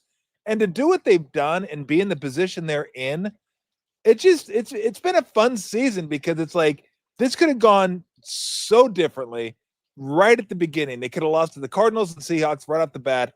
Then it would have been kind of a bummer season, right? It's just been really fun to watch these guys just pick each other up, find ways to win. Salah's been fantastic. I keep mentioning Coach of the Year, and I never mentioned Kyle. I should mention Kyle because Kyle's going to be a Coach of the Year candidate. I still think Vrabel probably wins it, but what Kyle's done and that staff have done has been nothing short of fantastic. Give the players a credit, but I guess what I'm trying to say in a very, very, very long-winded way is it's been a really fun season to watch so far. It has been fun. In fact, I told Jed it's been the most rewarding season I've been a part of in a long time, and I'm a part of it from a fan's perspective. But once we lost those guys, the expectations were we're going to be 4-10, at this point in the year.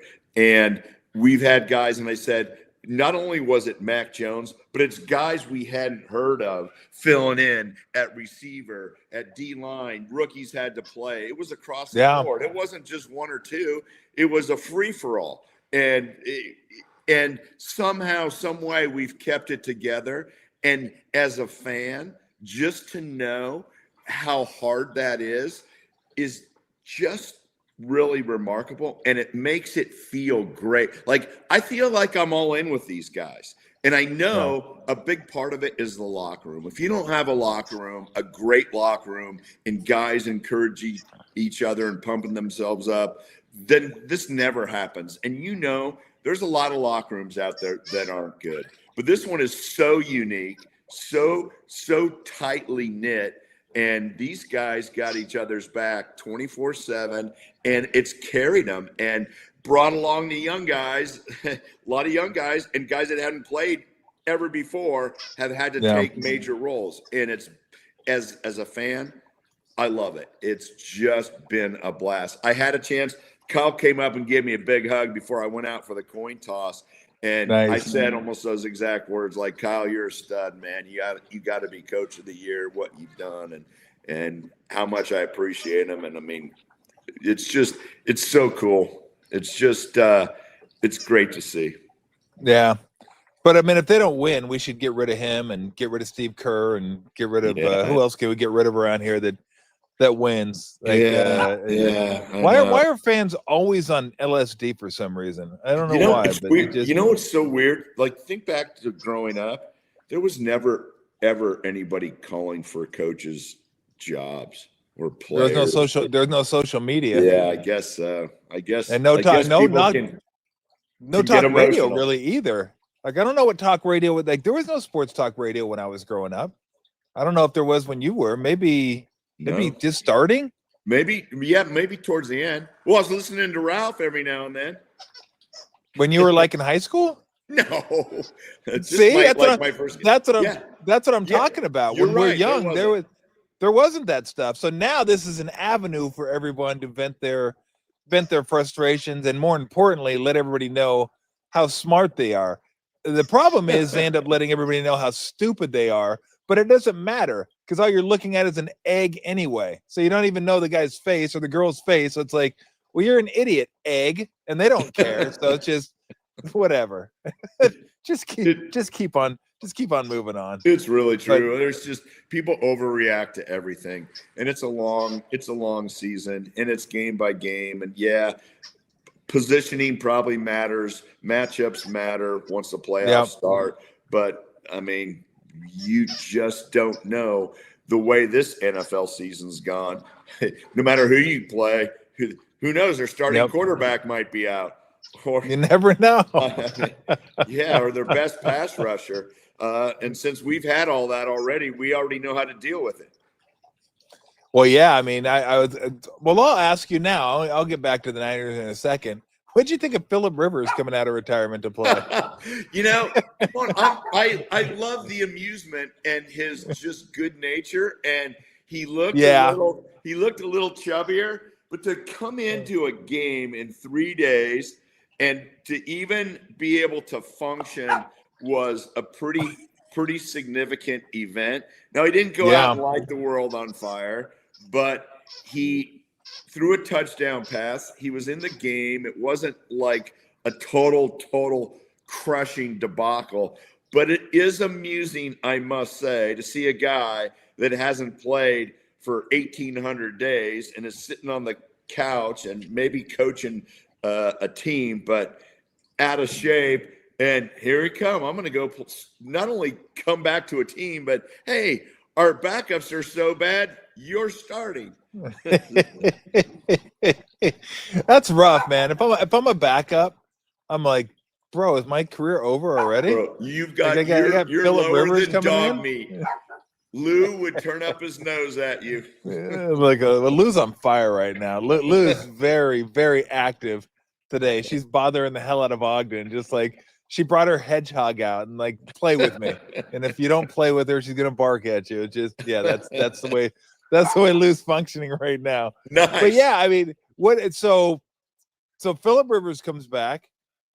Mahomes goes down with did you watch any of that game, the Chiefs No, game? I watched late. Because I figured you were pretty Sunday busy night, and then the Niner game. Yeah. Late Sunday night, I had to check the score recaps because I was completely oblivious. All I remember I saw the Bills getting blown out by the Patriots, and I'm like, holy crap. And I saw the Bills came back and won. I was like, are you kidding me again? Like, they're doing it with mirrors when they do that. And the Patriots, it just shows you, like, you can be on a roll. You can think you're the team to beat.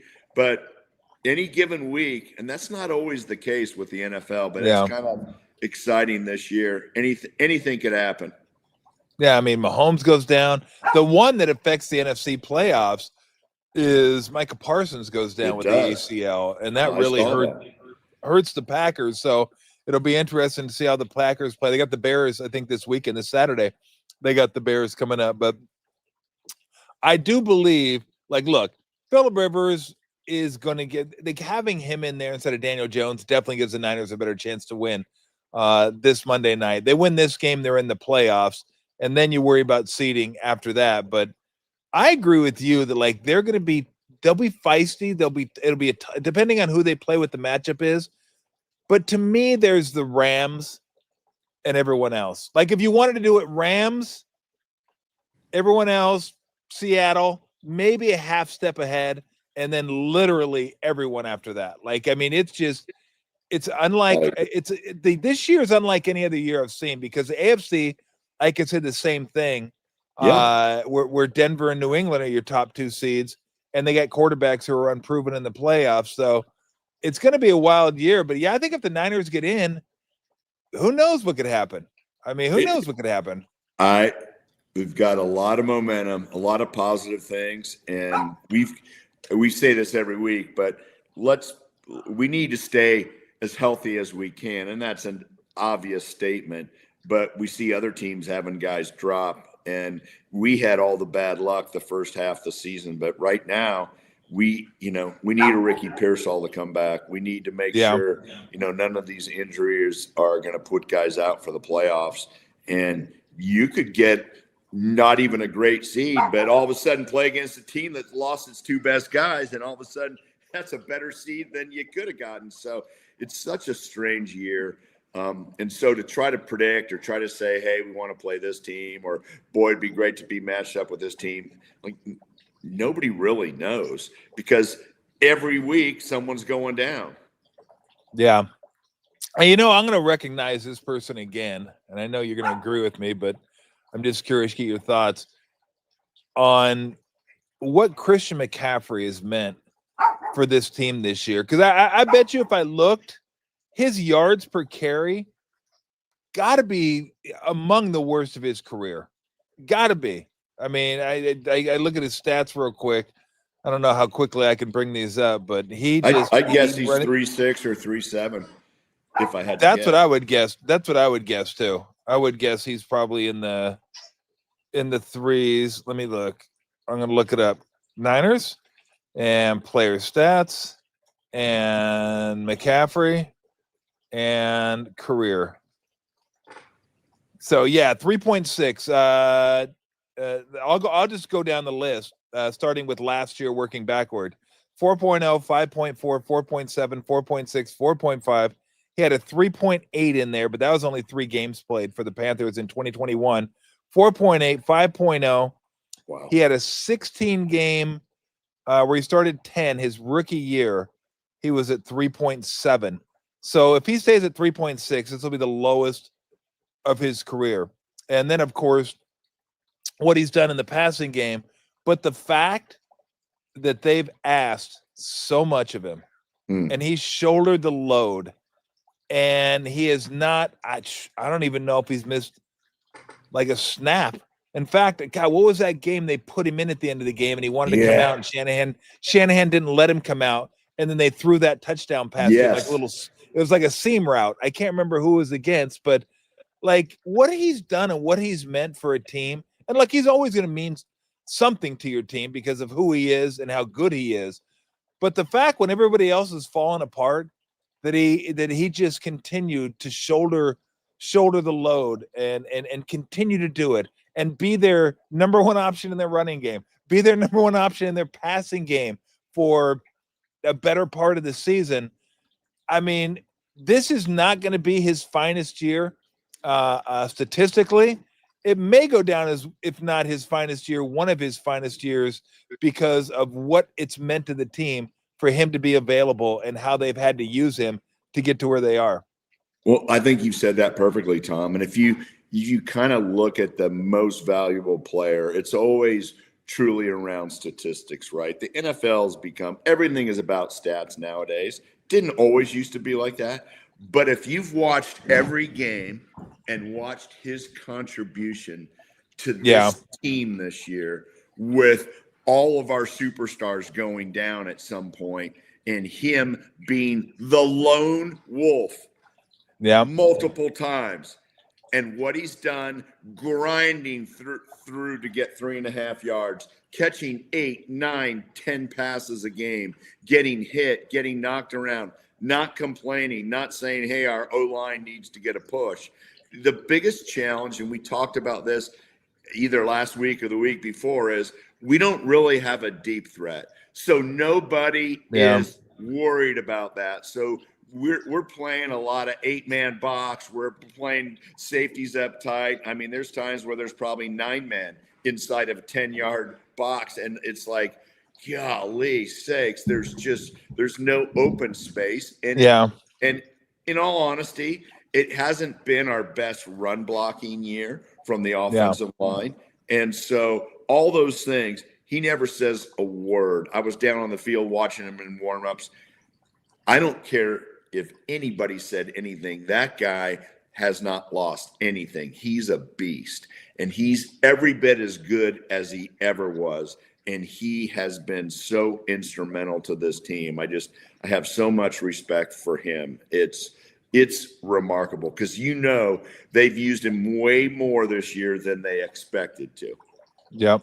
I didn't even look at that because I was kind of curious. I should have looked at that.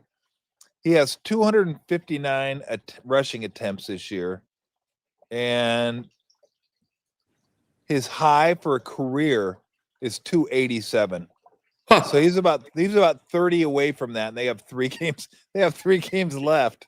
Yeah, and add his receiving into that, and Yep. it's got to be close to his high. And those are all hits and shots and body blows.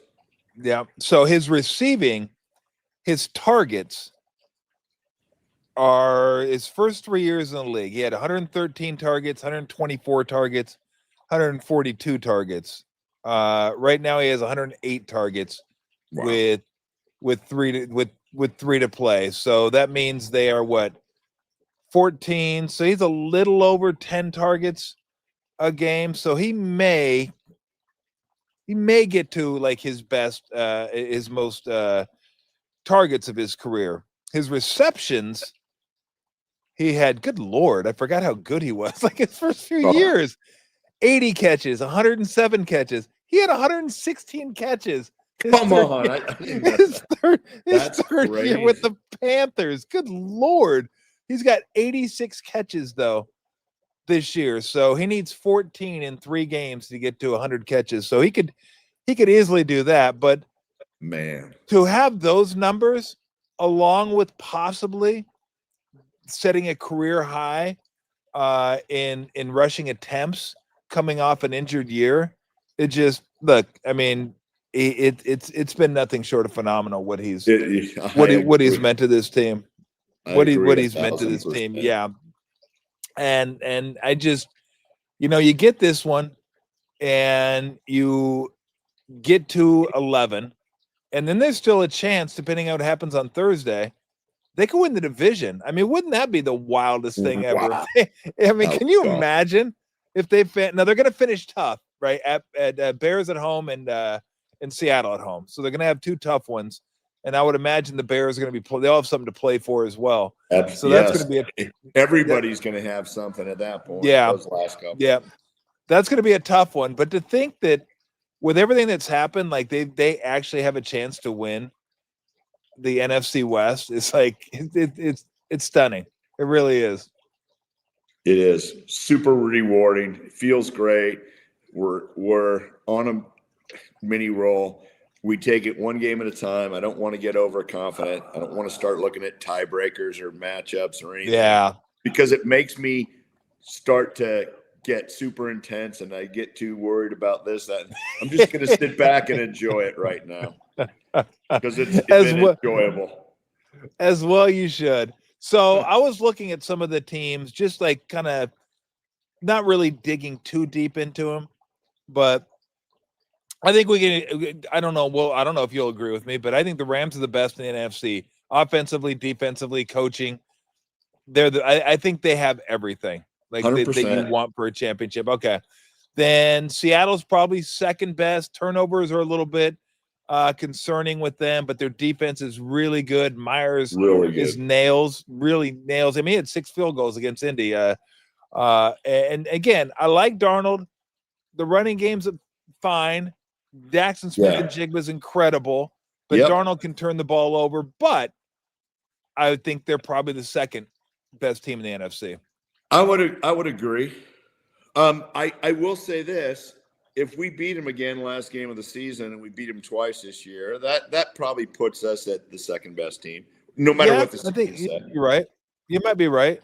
Got to be. I mean, you beat someone head to head twice. It's tough to. Yeah. No, but their defense would concern me the most out of all the teams left in the NFC, including the Rams. The Rams' offense is more explosive, in my opinion. But Seattle has the defensive stalwarts, and that's always a concern come playoff time because there's always added pressure and there's noise and there's weather and all the things that go into that. I would not want to play in Seattle again this year for sure. Playing in LA doesn't bother me because we'll have way more 49er fans than they will. But playing in Seattle is a little No, you're right.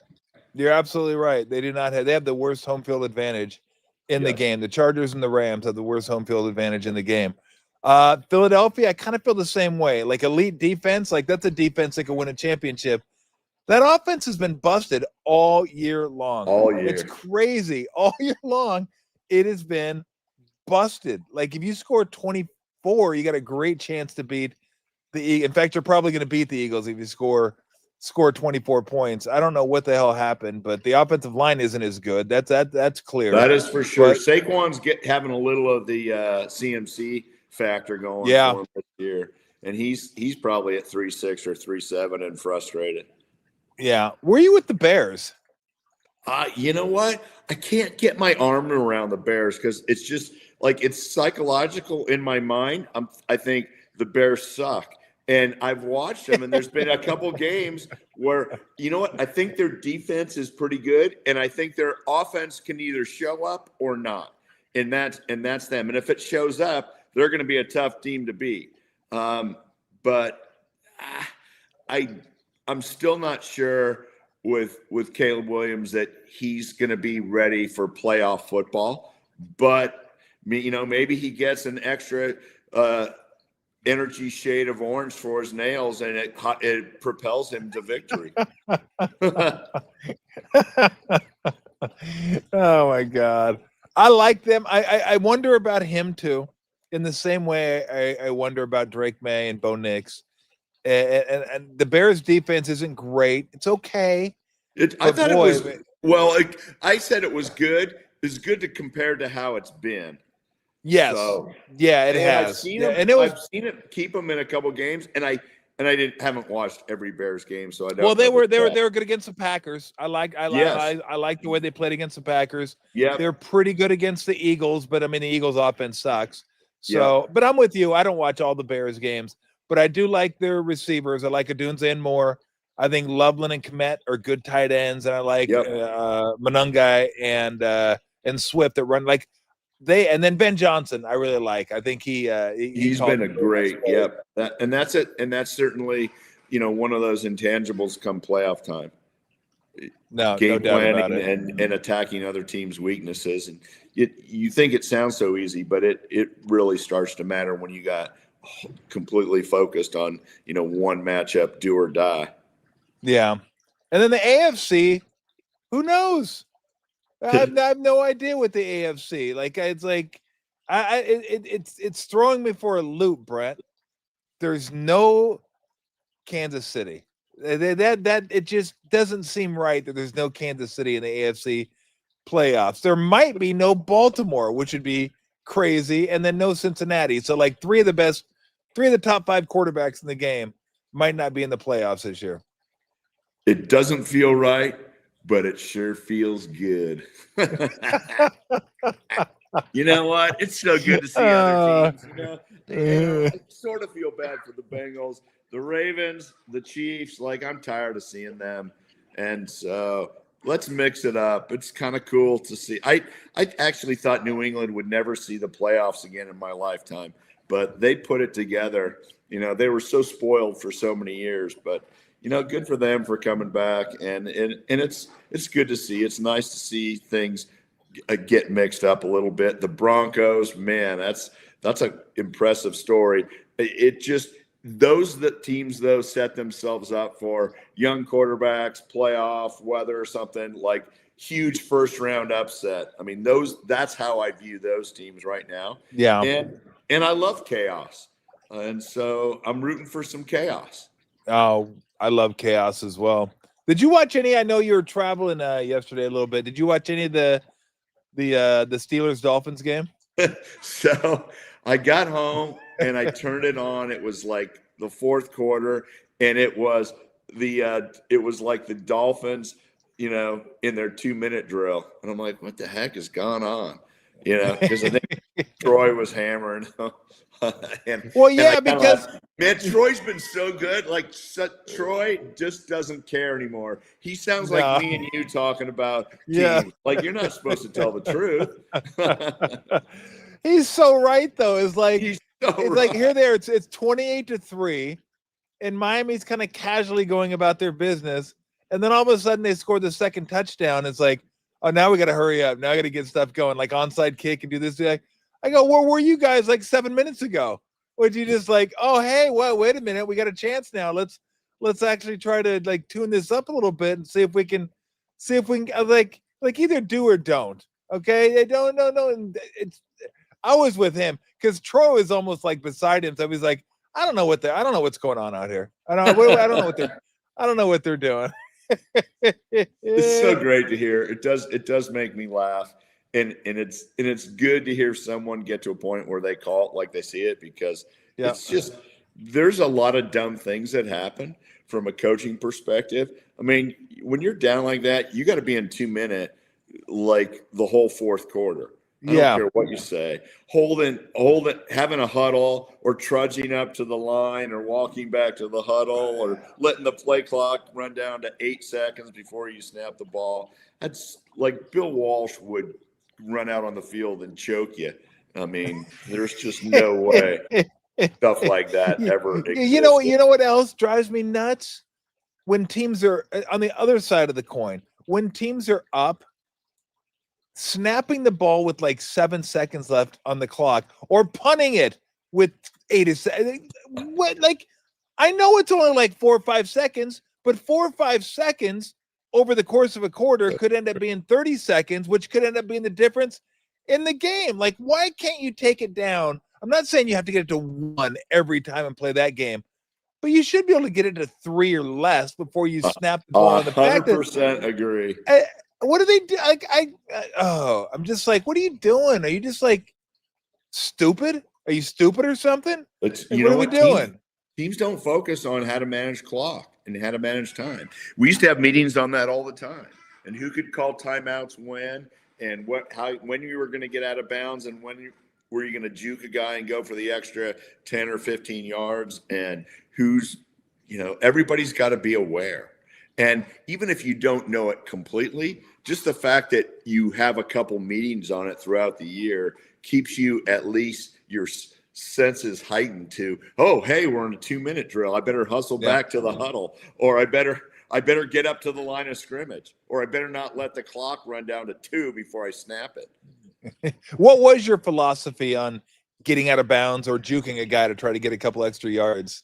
It's all situational. It's all how many timeouts you have left, what you need, a field goal or a touchdown, and kind of, what was kind of the angle. Like, don't be the guy that's right there ready to step out of bounds, and then all of a sudden you do the juke la Luke, and you get tackled in bounds, and you see the ref's arm winding the clock, and every coach wants to kill you, like, you're an idiot. And so just don't be that guy. So I don't think I was ever that guy, but there was a few times where guys think you're going to go out of bounds, and you just step and plant and give them the John Taylor limp leg and rock and roll and either get down the field another 10 or 15 yards and call a timeout or get out of bounds. But you don't do the old juke and get nailed 2 yards. Yeah. Or 2 extra yards. Or do the juke with 8 seconds and no timeouts and your clock's ticking. You lose. Okay, dummy. Nice move. That was a great juke.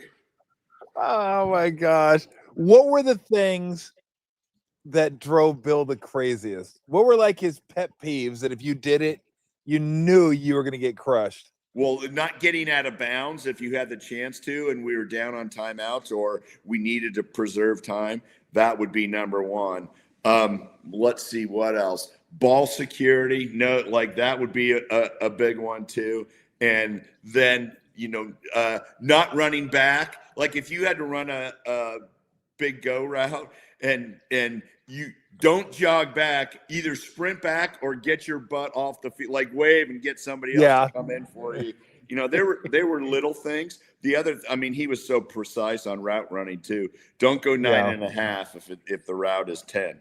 Like, and don't go 9.5 if it's 3rd and 10. You're allowed to go 10 or 10.5 in that situation. So the rules, like Ralph would have said, 2 things can be equally true. Yes. So don't be a dumbass when it's on the line.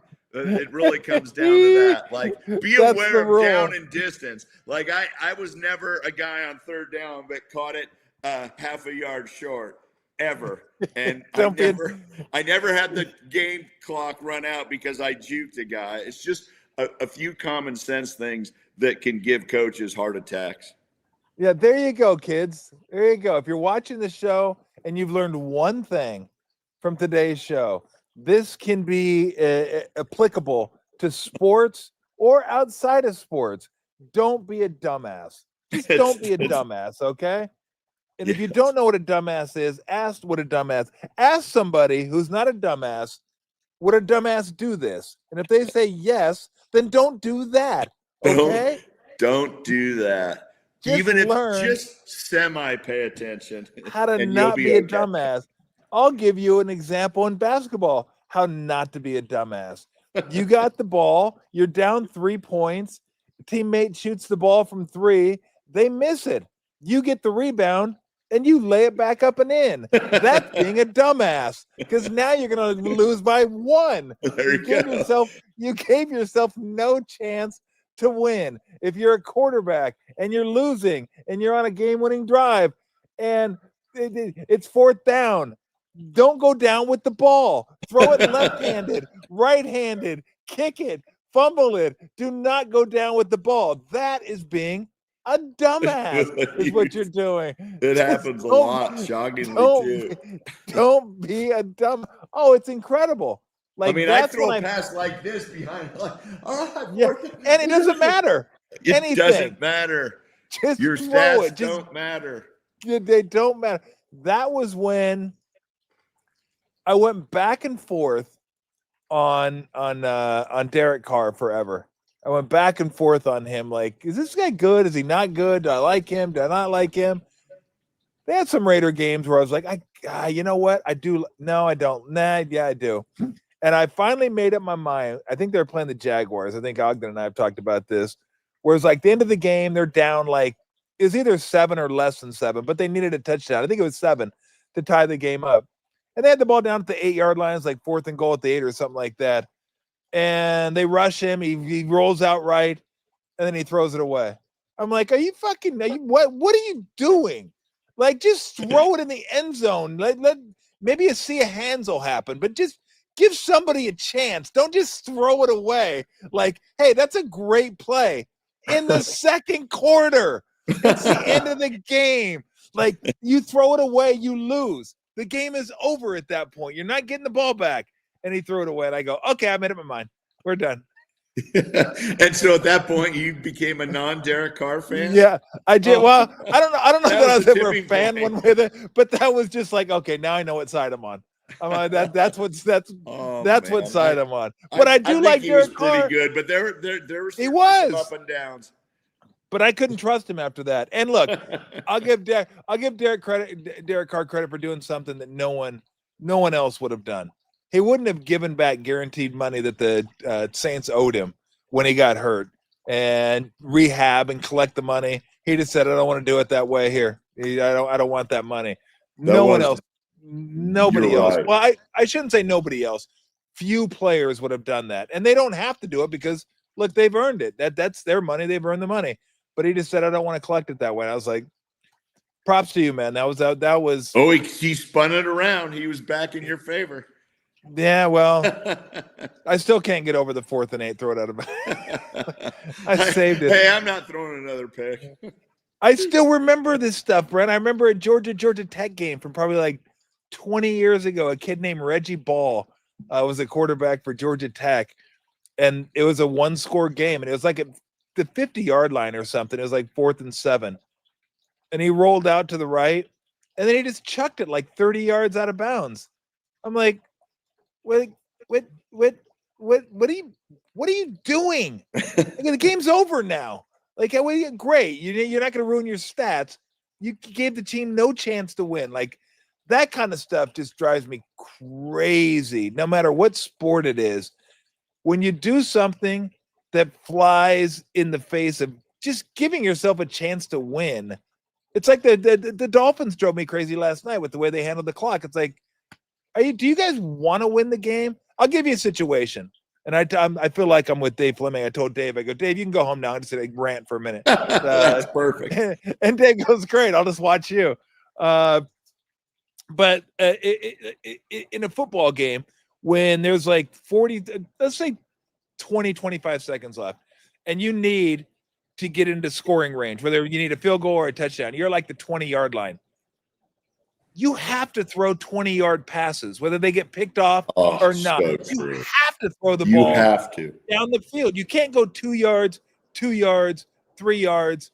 I go, it doesn't work that way. I go, there's not enough time to do that. You have to put the ball in jeopardy as a quarterback. You just have to, like, if you want to win, if you kind of want to make it look like you're trying to win and you want to protect your stats, then just go ahead and do that. Play that silly game where you're going to check down and the guy will run. But if you really want to win, put the ball in jeopardy, throw it up, maybe get somebody to catch a 20-yarder, go up, spike it, another 20-yarder, and then you kick a field goal after that. But that drives me crazy when quarterbacks do that, knowing that it doesn't give them the best chance to win. It just it does. And I don't blame you. And to be honest, everyone's so worried about the boundaries that I just swear you got to run deep crossing routes no matter what and take your shot. And then if you get it 20, 25 yards, burn a timeout. Sometimes coaches get so worried about the timeouts that they forget where's the hole in the field. The hole in the field is going to be in the middle or one of those seams toward the middle because everybody's worried about keeping you in bounds. And so it's like take your shot because everybody knows that you're trying to throw to the sideline. So do the opposite. And it's not done enough, I promise you. Lou's on crack. Lou's literally Lou is on crack nuts today. I don't know what's going on with her, but she has not stopped moving since we started the show. She's been over there. I'm just out of the corner of my eye, I'm watching her maul Ogden, just maul him. Then she comes over and sits on my lap. Then she mauls him again. The bunny's rocking. Somebody gave the bunny meth. The bunny's like sprinting around the. Oh my god! So I don't know what's going on here. If you only had a mini move. Now you're off. This is the beauty of the Mr. T podcast.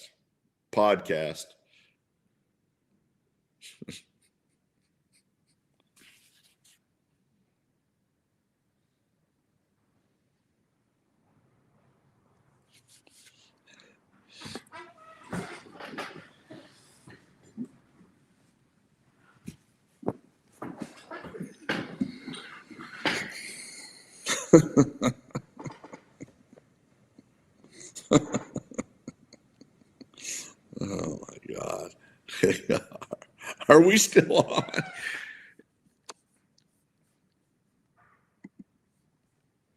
Now I'm nervous that my mic's not working.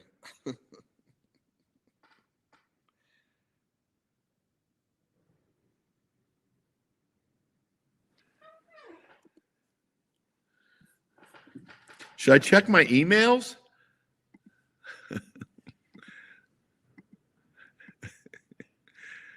Oh, man. You're a beauty. Are we good? I can't hear you. Is it me? Is it on my end? The hell? I should be good. It says you're on mute.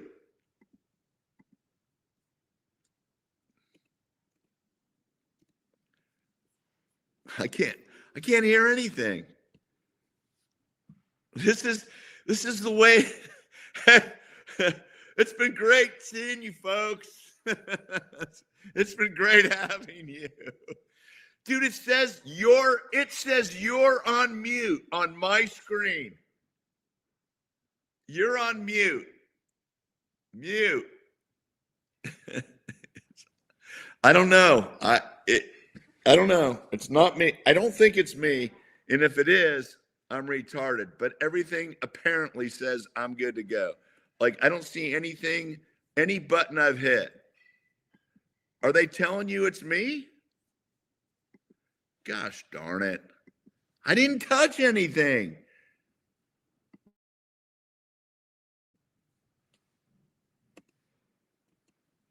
Hello? It's not me. There's no way. This is great. Okay. My mic. See, you can hear me. See, look at my thing. Mute. Wait. Unmute. Yours is muted.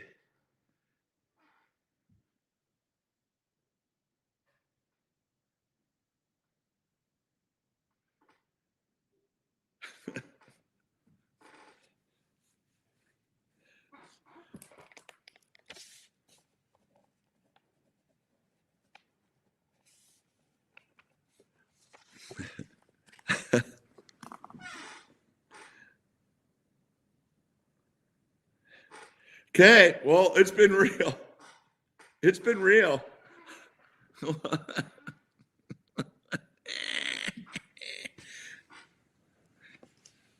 Oh my gosh. That is hilarious.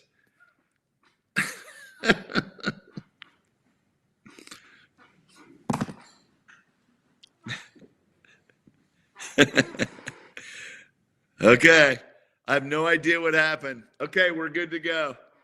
Okay. I'll see you next week. Hold on. You got me?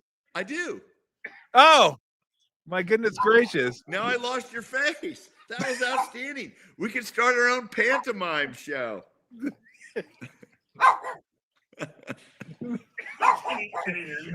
Yeah. What? Oh my God. All right. I will let you go. I at least wanted to say goodbye. Thanks. That was awesome. It was legendary trying to figure it out. Oh yeah, it was legendary. Lou just ruined it. Lou's on. You can hear. I hear. She's going insane. Why are you barking?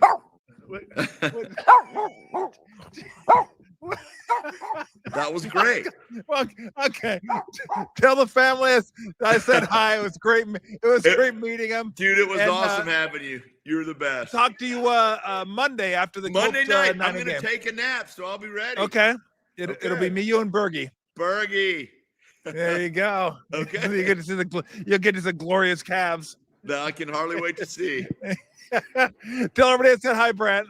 All right, buddy. All right, talk to you, pal. Okay. Oh my God. What the hell? And now I can hear myself. Why can I hear myself? And it just, oh my gosh. I can hear you. I know, but I should be able to hear myself. What a disaster. Brent's still laughing at you. All right, let's go. All right, we're out of here. I gotta go pick up Mila from school. So thanks for joining us. Appreciate it. That was something. Thank you to Dave Flemming. Thank you to Brent, the Hall of Famer. And thank you to myself for being able to hear myself. Lou's gonna pull a cord out really quick too. I mean, she's gonna pull it out with her coochie. She's like, it's got the cord like a wires. Yeah, it's a mess. And the bunny over there on crack. Jesus, okay, I'm out of here. All right, see you guys. Like, subscribe. I don't give a shit. Do what you want to do. Bye. And remember this, Tommy T. Cash and tickets is what it's all about.